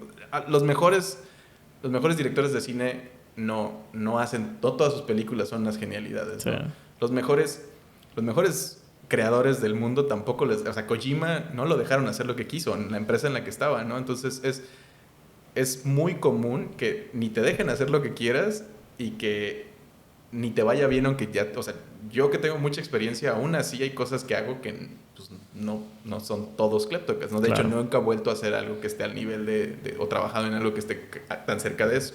Y pueden ser mejores de otras maneras, pero hay veces que cosas coinciden y se vuelve algo como el producto, ¿no? No sé si compartas, pero yo pienso que...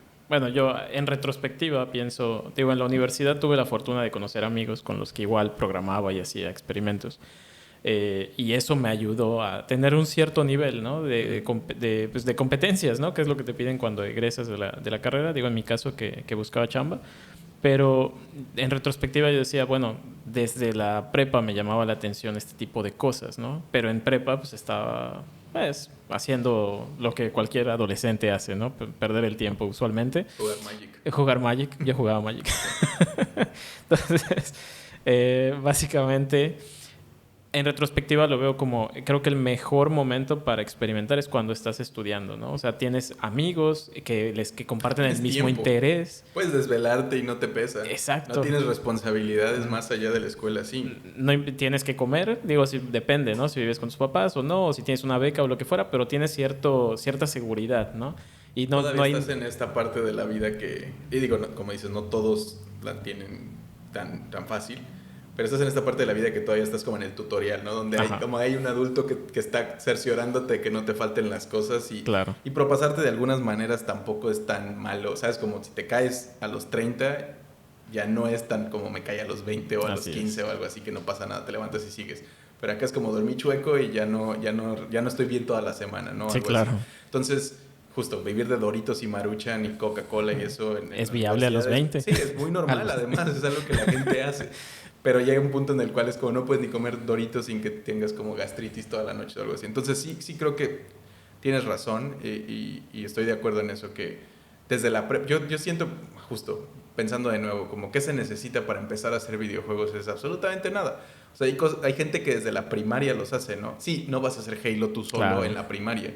Y digo, como van las AIs y otras cosas, a lo mejor va a haber una manera de hacerlo en unos años. Pero hoy por hoy sigue siendo mucha chamba de tiempo y de humanos poniéndole atención a cosas, por más de que ya haya plugins que tengan un first person shooter como el formato del first person shooter ya puesto. Ya solo lo viste. Y ya nada más, justo ya solo lo viste. Igual solo vestirlo es un montón de chamba. Sí, claro. Y también las cosas que son...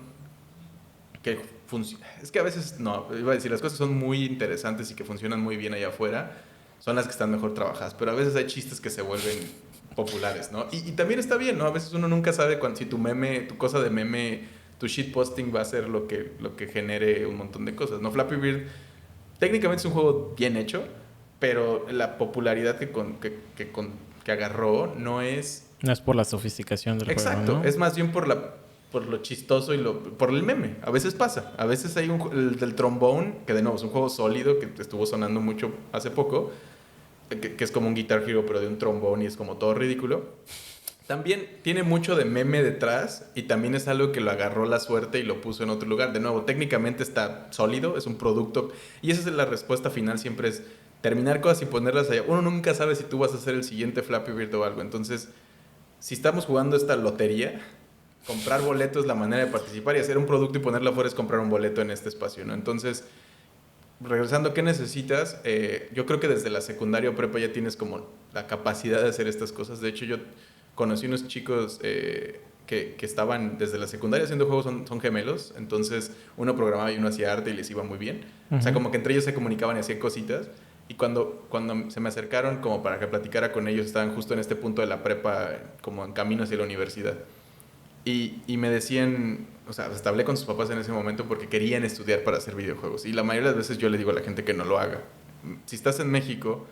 O sea, que no estudie una carrera específicamente de videojuegos. Ajá, creo que es mejor estudiar. Si te gusta el arte, que vayas a estudiar arte. Artes visuales. Si te gusta, exacto, cualquiera de las ramas, diseño gráfico, lo que sea, claro, pero como una carrera más formal que te dé más herramientas.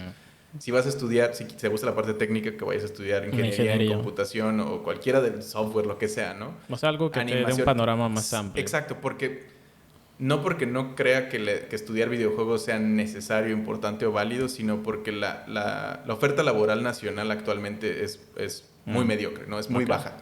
Y es complicado. Y si tu único expertise es hacer juegos... no vas a poder participar en desarrollo de otras cosas, tal vez. No, justo, la gente de otras industrias no está buscando desarrolladores de juegos, etcétera. De hecho, varias veces están buscando como más gente como robusta técnicamente. Y siempre puedes brincar de algo más general, algo más específico, pero al revés es mucho más trabajo. Y son carreras caras también. Entonces, Si tienes el dinero y el colchón y todo esto y te vale y lo quieres hacer, pues es tu decisión. Pero yo creo que es mucho mejor tener una carrera más robusta porque estamos en Latinoamérica, Claro. porque creo que te abre más oportunidades y yo siempre pensé que yo quería hacer juegos, ¿no? Pero yo no estudié eso porque pensé que no se podía. Pensé que lo hacían en otros lados, ¿no? Ni siquiera sabía que había escuelas para hacer esto. Y no había cuando yo estaba estudiando en México. Todavía no era tan popular. Sí, no, en ese momento ya hay las universidades grandes ya tienen carreras adyacentes. De hecho, mi recomendación a veces es, si no sabes o no quieres una ingeniería o algo más de diseño, hay estas como híbridas que se llaman como ingeniero en animación o hay otra que es como de multimedia o cosas así, que no te enseñan, no eres un diseñador gráfico y no eres un programador, pero eres alguien que sabe usar toda la paquetería de Adobe y puedes hacer páginas y aplicaciones. Te enseñan las bases técnicas y artísticas suficientes para que para que seas versátil. Yeah. Y creo que algo en este tiempo es algo que es bastante valioso, el hecho de que puedas picar cosas técnicas sin miedo. Sí. Que no sea como de, es que estudié arte porque no le sé los números, y no es como un ingeniero que es un ciego completamente todo lo de feel, que cada vez es más importante y más, o sea, como que las cosas... llegó un momento en el que el software era algo bien cuadrado y feo y pasaba en unas mainframes, pero ya estamos lejísimos de eso, ¿no? Ahora es muy valioso... El tema UX. El tema UX y de UI y el feel de las cosas, ¿no? Cómo se siente y cómo se presenta es súper valioso. Entonces, en el backend no, y nunca va a importar. Pero cada vez son menos pues te tienes que ir de nuevo a Amazon, a otro lado, a trabajar en las tuberías del internet, ¿no? Pero es muy raro que en estos front-using things, entonces, como que eso es en general como la manera en la que lo veo. Estos chicos lo hacen desde prepa, cada vez hay más gente que lo hace desde antes. Sí. Y las herramientas, o sea, no tienes que ser un genio ni una carrera de computación, no para entrar a hacer juegos te piden a ver cómo... no importa. Estudiaste ingeniería. Sí, no, absolutamente nada. Y puedes agarrar una herramienta Unity y no hay nada de no mérito en no programé nada y lo hice conectando cosas y funciona. Porque realmente el mérito de hacer un juego, de nuevo, es en terminarlo. Nadie te dice si haces una película como de, oye, tú no te inventaste la cámara y te inventaste el filme y bla. No. No cortaste el rollo. No editaste en físico, no revelaste, ¿sabes? No, ya cada vez lo importante es que cuando me muestres una película de 2 horas sea una experiencia entretenida. Sí. ¿Cómo le hiciste? A la mayoría, al 99.9% de la población le vale. Y lo mismo es en los juegos. Sí, a veces critican que Unity, que bla, bla, y si no programas no eres un... Eso es pura gente que tiene problemas de autoestima. La realidad es que no importa. Al usuario final no le importa porque la mayoría de la gente no piensa de esa manera. La mayoría de la gente solo dice, está padre el juego del gato que va y te roba cosas, ¿no? O lo que sea que estés jugando. De hecho pasa que ahora en los... Por ejemplo, en YouTube, ¿no? Que como que hubo esta tendencia a... vamos a usar cámaras 4K para hacer videos de YouTube y la fregada. Y de pronto es como de, bueno, ¿saben qué? Creo que ya no necesitamos cámaras de 4K. Mejor regresémonos a 1080 porque todos ven los videos en sus teléfonos, ¿no? Entonces, como que dices...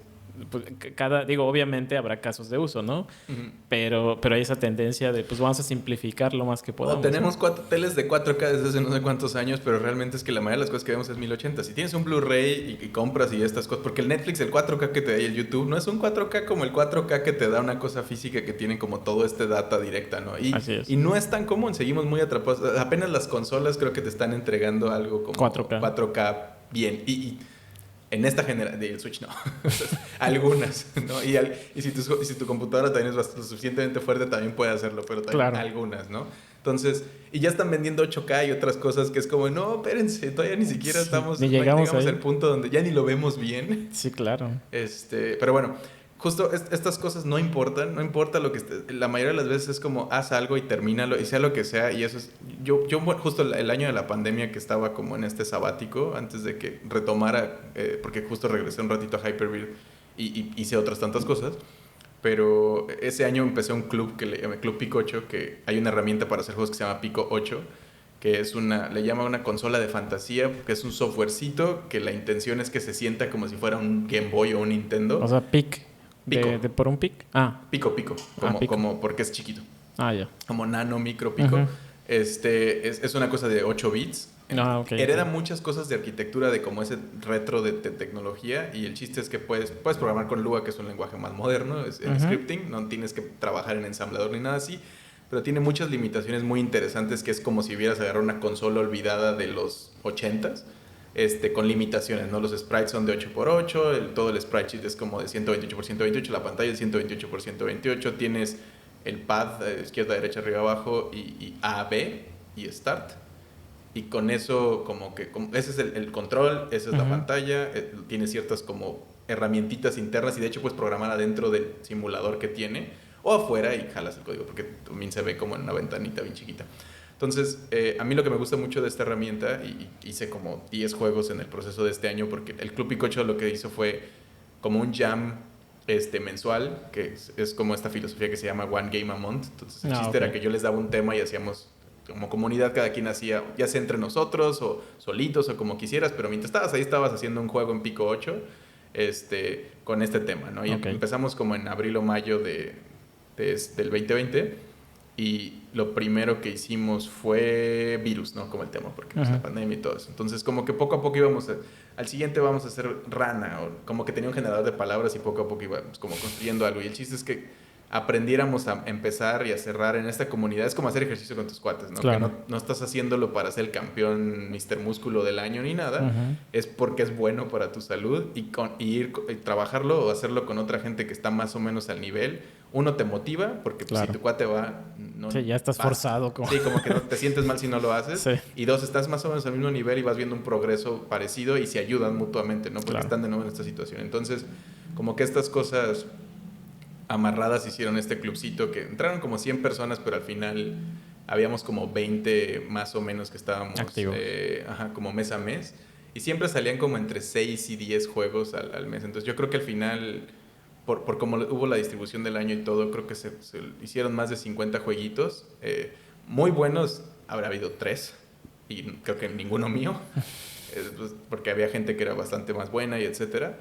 Pero porque entre el tiempo y la vida y etcétera. Pero la intención nunca era que hicieras el mejor juego. Esto no es una cosa para hacer el juego ni para presumir ni ganarle a los demás. La intención era justo lo que sea que puedas hacer y quieras hacer. Porque lo más valioso para mí del club era que otra gente estuviera dándote seguimiento, poder platicar tus ideas y escuchar las ideas de los demás. Y al final de cada mes, la intención era como subir tu demo, que se hacen unos cartuchitos, es una imagen, que la puedes drag and drop a la cosita y juegas el juego y ya. Y o sea, además de que pesan CAS, entonces tampoco es así como de tuvo un build y son megas y no es como pesan CAS.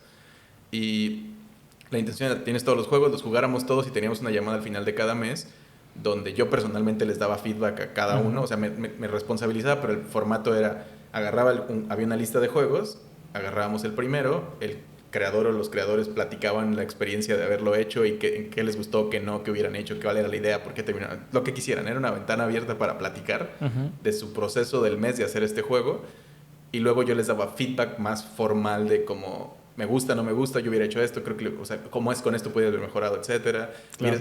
Aprende para el siguiente mes esta cosa, que como este hack que te permite hacer esto mejor, etcétera, ¿no? Como que feedback más profesional, formal.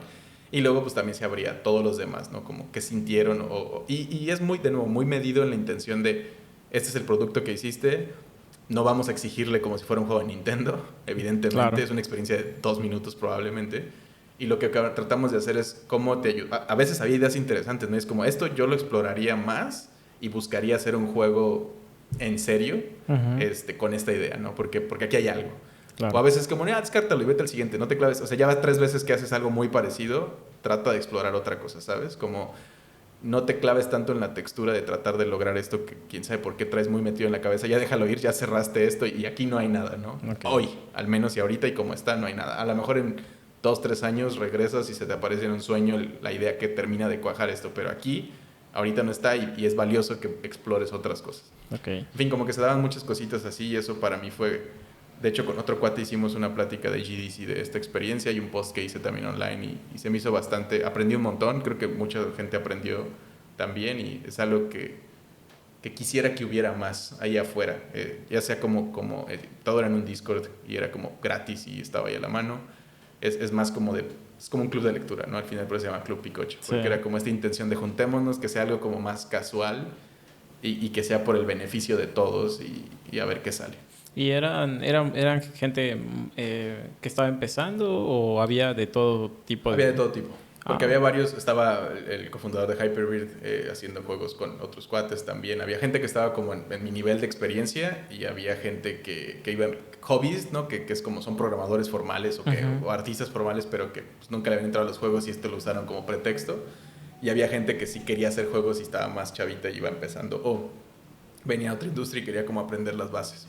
Y creo que es luego más difícil eso, porque pues no era un taller para enseñarte a programar desde cero, ¿no? O sea, tenías que aprender tú por tu cuenta. El espacio asumía que ya, ¿sabes? Es como, no es un gimnasio para bebés donde es como, mira, si das un paso y otro. Esto es más bien como, asume que puedes caminar y levantar pesas y otras cosas y te vamos a poner ejercicios y te vamos a decir, oye, estás haciendo mal esta pesa, te vas a lastimar, etcétera, ¿no? Estás perdiendo mucho tiempo aquí o allá. Sí. O sea, pero asume que sabes las bases de cómo empezar a hacer esto. La herramienta no, porque es algo que muy pocos habían escuchado antes, pero creo que es algo que, como es tan chiquita, es perfecta para que la entiendas y para que todos hablemos el mismo lenguaje y es muy fácil ayudar a otros porque pues, avientas el código y ya. ¿Sabes? Es como, aquí está mi juego y yo puedo, de nuevo, drag and drop de su cartucho a mi consola y luego puedo abrir el código. Entonces era muy práctico para decir, mira, aquí está. O streaméame tu pantalla y te digo exactamente por qué. Porque también es tan chiquito todo que no hay mucho espacio para hacer las cosas diferentes, ¿no? Uh-huh.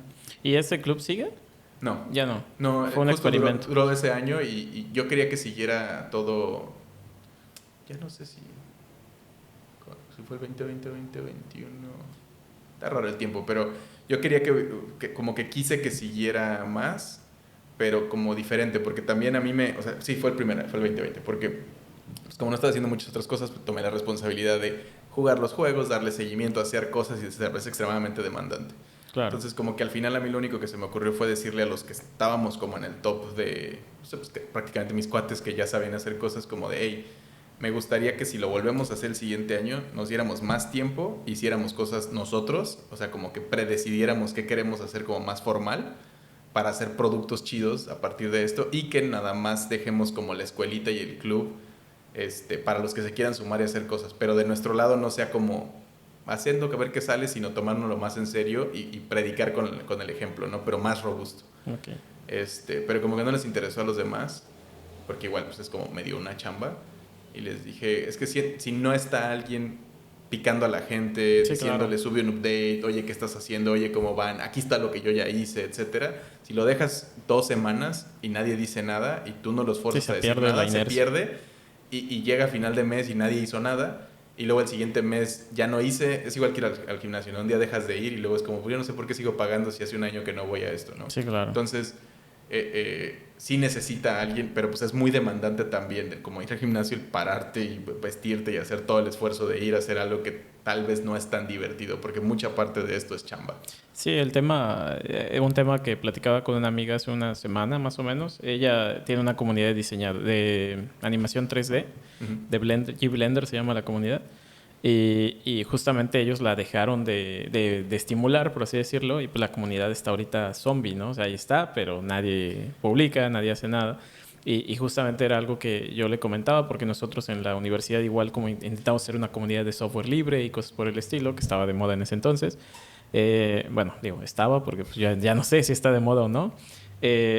Pero básicamente la hacíamos y teníamos que, o sea, los fundadores, por así decirlo, teníamos que estar estimulando continuamente la comunidad, si no, pues se acababa perdiendo. Entonces creo que es un tema de saber cómo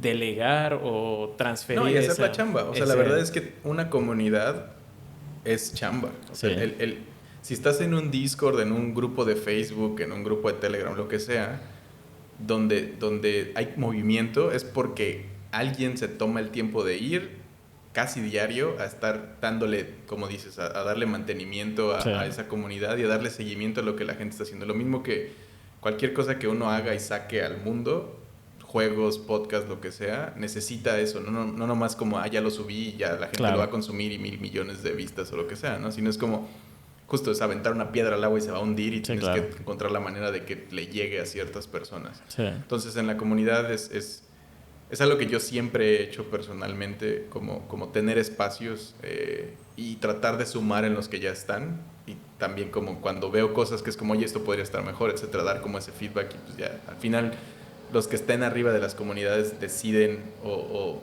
definen qué es lo que quieren que su comunidad sea.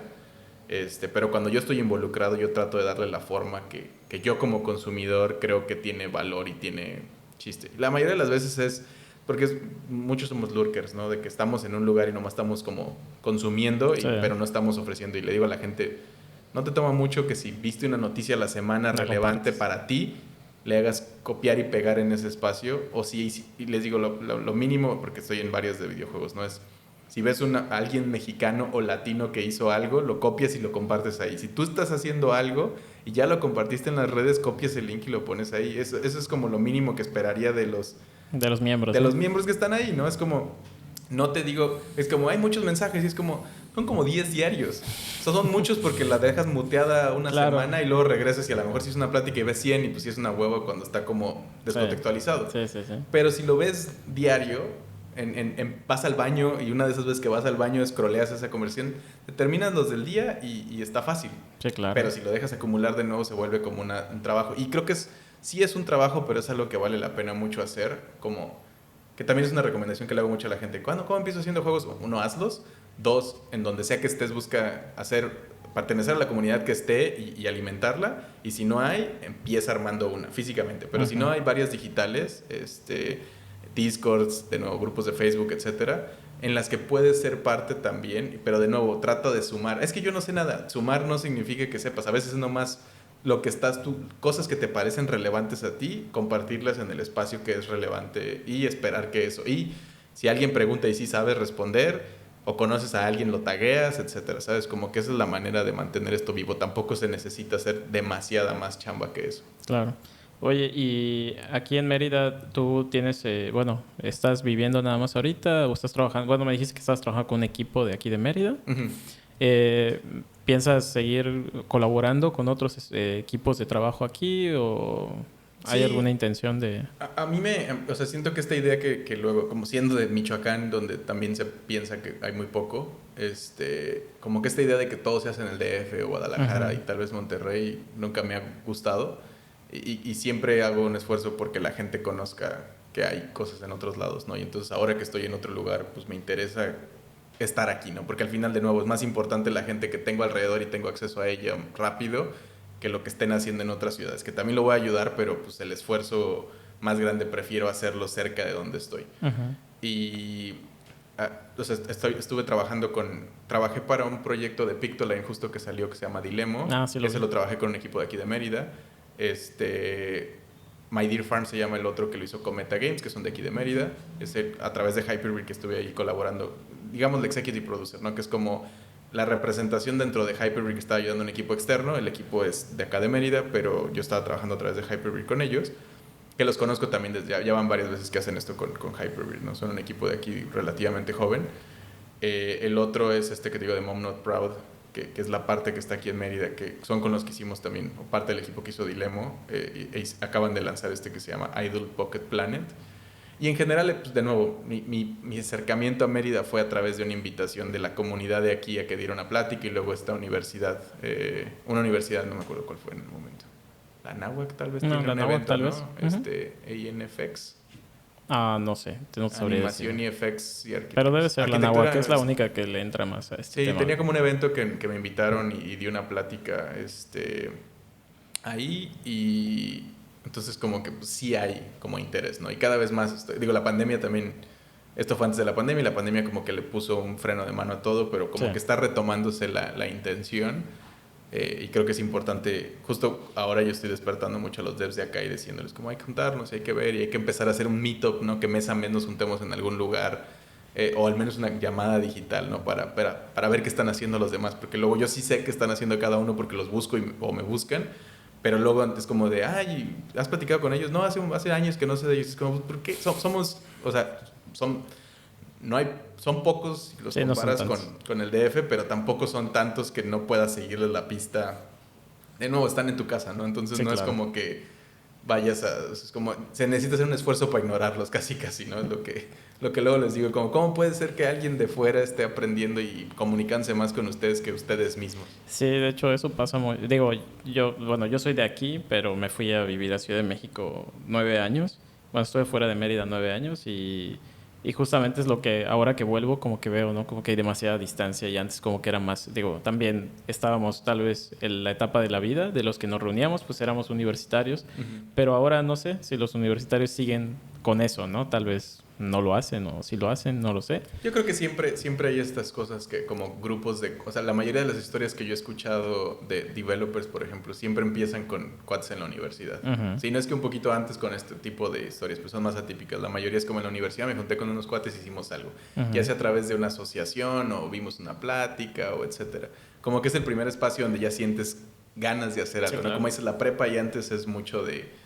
Es más difícil. Sí, como que tu mente todavía no está en un punto donde quieres hacer algo. Es más bien como entretenerte, divertirte, no sé, jugar videojuegos, hacer deporte, lo que sea que te interese, fiestas. Y digo, la universidad tiene un poco de eso, pero sientes la presión de ya soy un adulto y tengo que empezar a ser alguien en la vida, y empiezas a ver cómo otros hacen cosas, ¿no? Sí, o sea, se van a trabajar, se van de viaje, empiezan a hacer cosas y dices como... Yo también quiero. Pues, no sé si quiero, pero al menos tengo que, porque... Si no, me voy a empezar a ver lento, ¿no? Sí, claro. Como voy a quedar atrás y... como que empiezas a definir o empieza a ser más claro que también a lo mejor nuestros papás ya no están tan contentos con que estés jugando videojuegos todo el día, ¿no? Entonces como que... Que no sé si a ti te pasaba, pero digo, al menos a mí... yo estudié ingeniería de software, bueno, ingeniería en sistemas con especialidad de software. Y recuerdo que en la universidad yo quería pues agarrar cierta expertise porque de verdad sentía que me faltaba mucho y no era muy bueno programando, entonces como que dije tengo que ponerme a echarle ganas. Y me acuerdo mucho estar haciendo mis ejercicios en la computadora y como a las, ¿qué quieres? 2 de la mañana, 3 de la mañana. Y mi papá despertándose a las 3 de la mañana, yendo al baño y así como de, ya apaga la computadora, no, estás perdiendo el tiempo. No, y a veces estás trabajando y todavía se mantiene eso, ¿no? O sea, como que les toma demasiado tiempo darse cuenta que puedes trabajar. Digo, ahora que la pandemia y que sí trabajábamos todos enfrente de una computadora de una u otra forma. Es más normal. Sí, o sea, y también que las computadoras ya son algo que antes, porque de la generación de nuestros papás les tocó esto que era como un ente, ¿no? Sí. Como esta cosa mágica que prendes y te da respuestas o haces algo. Claro. Y ya se volvió algo como, sí, es obvio que todos trabajamos en una computadora de una u otra manera, ¿no? Entonces se ha perdido eso, creo, poco a poco. También la parte de los videojuegos, ¿no? Que pasó de ser algo en nuestra generación como una pérdida de tiempo. Sí. Que hasta cierto punto es algo que se mantiene, ¿no? Como todavía como ese concepto. Estás echando a perder la mente, es una pérdida de tiempo, etcétera. Pero también ya hay historias de como los esports o otras cosas que se vuelven una carrera, ¿no? Pues sí, es una carrera de vida donde es como pues eres un deportista nomás que en videojuegos. ¿Sí? O streamers, o hay un montón de otras cosas que pueden ser. O sea, al final es un tipo de entretenimiento muy particular que también ya ha encontrado su propio espacio. Es curioso, pero a mis papás pues no, o sea, hasta no les interesan mucho los videojuegos en general, ¿no? Y todavía les cuesta, yo creo, trabajo entender muy bien qué es exactamente lo que hago, excepto pues hace videojuegos, ¿no? ¿Y qué significa eso? Pues esos videojuegos alguien los hace y pues, mi hijo y alguien los compra. Sí, y la gente los compra, ¿no? Los papás. Pero en general pues es algo que es como, pues sí, eso se dedica y digo, tiene sentido ahora. De nuevo, es algo que es como, pues sí, desde chico te gustaban mucho y evidentemente, pero sí decían como se notaba y es como, pues no me dejaban jugar tampoco, ni lo veían como una herramienta de estar explorando porque es algo a lo que se va a dedicar. Aunque las computadoras sí fueron eso, ¿no? Ellos nunca...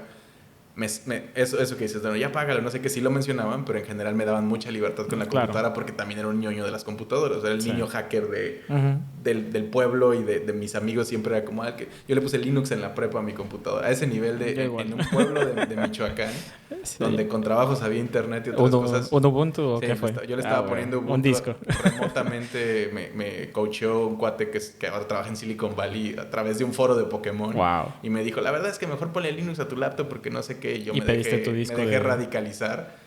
Sí, no me acuerdo si en ese... Yo creo que sí lo tuve que haber pedido un disco porque... Bueno, no, porque Michoacán no sé si alcanzaría a llegar en ese... Estábamos hablando de 2004, 2005, algo así. Bueno, yo lo pedí en 2006. Sí pedí, pero cuando ya estaba en el DF. Sí. Porque creo que a ciudades era más fácil que llegar. Al pueblo sí no... Creo que lo tuve que bajar. Pero era evidente que, pues... Y muy rápido fue como, voy a estudiar ingeniería en computación. Yo programaba bien. O sea... La parte de programación en la carrera nunca fue un problema, pero la carrera de ingeniería en computación en la UNAM, en CU, viene de electrónica, de eléctrica y electrónica, y entonces tiene demasiadas cosas de los fierros y de eléctrica y de termodinámica y otras cosas que ahí era donde yo batallaba, porque la matemática, todo lo que le llamaban ahí tronco común, que es como todas las matemáticas, cálculo, etcétera, no me daba tanto problema porque justo cuando eres ingeniero o te vas hacia ese lado, eres normalmente de los que les va bien en matemáticas. Sí. Y la programación era lo que a mí me encantaba. Entonces, todo lo que tenía que ver con programación era lo que le dedicaba el tiempo y lo hacía bien. Hasta que se empezó a poner muy extraño, como en procesamiento digital de imágenes y shaders y estas cosas que es como... es algo que sí uso y necesito ahora y etcétera, pero cuando estás arrastrando el lápiz técnicamente a ese nivel es complicado y es como las ecuaciones diferenciales de la programación, donde es como, estas cosas ya son inentendibles en código y son páginas y páginas, que es como, ojalá y corra.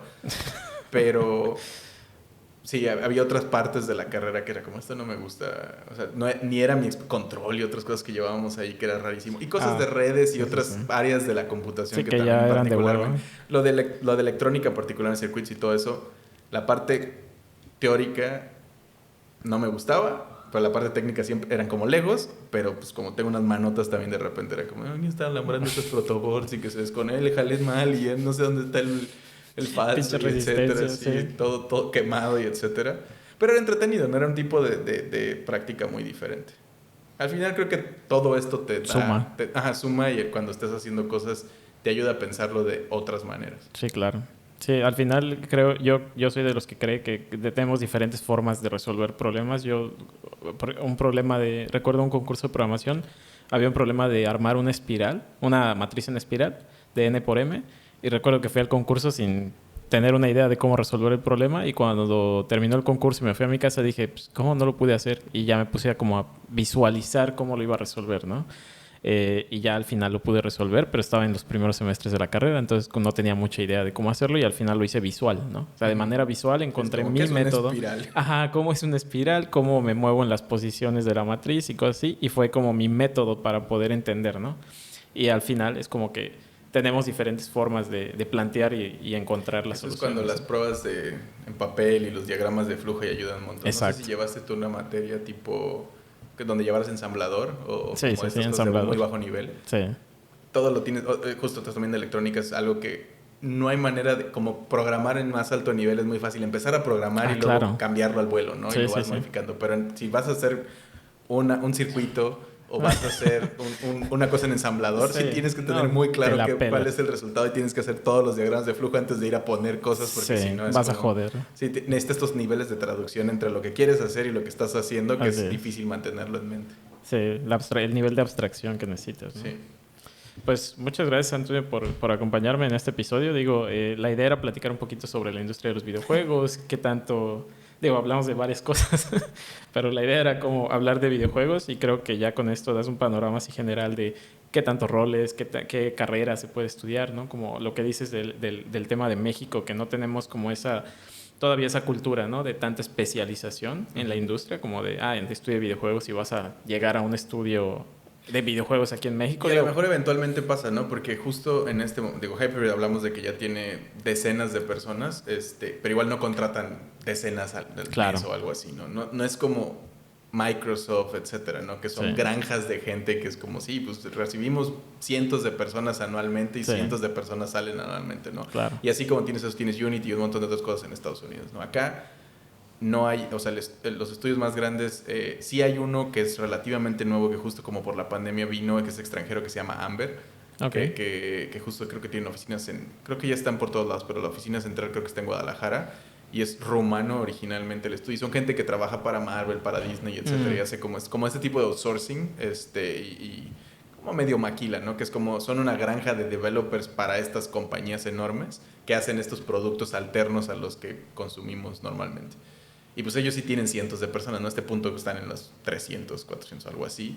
Y probablemente, o sea, constantemente están contratando, pero de nuevo, si hay 10 escuelas en México, ponle que de 10 a 20 ahorita actualmente, que están dando carreras relacionadas a los videojuegos y que anualmente estén egresando cientos de personas de esta carrera, yo no creo que existan las vacantes para llenar todo eso, como en software y otras tantas cosas, ¿no? Sí, y digo, claro. la ventaja es que ahora es muy común trabajar remotamente, ¿no? Después de la pandemia como que ya se rompió esa barrera. Aún sigue siendo legal y técnicamente medio complicado, Sí.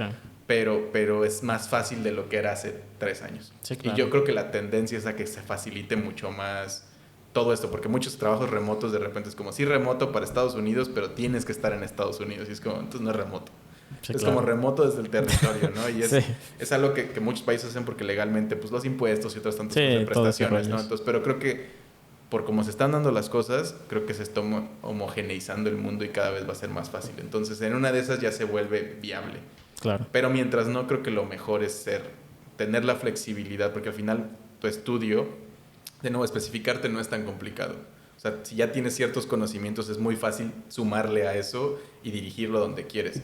Pero cuando te especificas desde antes, si no hay oportunidades, el problema es que no es tan fácil que te vayas para atrás, porque es como reestudiar las cosas otra vez. Sí, claro. Y creo que tener estos cimientos más sólidos te va a ayudar como carrera.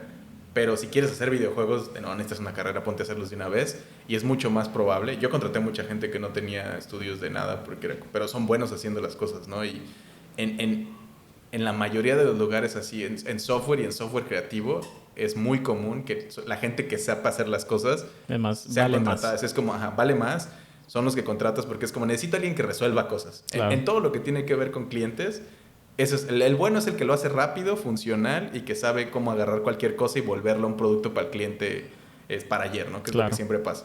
Pero también aplicaciones, páginas web, a menos que estés trabajando en un banco, como en una infraestructura muy...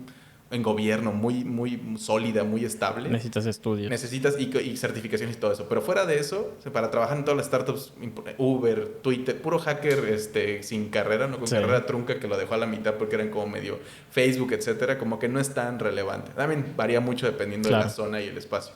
Pero en general es una norma que ya no importa ni dónde estudiaste ni de dónde eres, y lo primero que hacen es saber qué has hecho antes, y entre más cosas tangibles tengas que puedan ver y sea claro, porque además enseñar a programar a alguien mejor es más fácil que enseñarle a programar a alguien, ¿no? O enseñarle las bases, o enseñarle a pensar de cierta manera. Eso es lo único que importa en general, ¿no? Que tengas la mentalidad para poder construir estas cosas.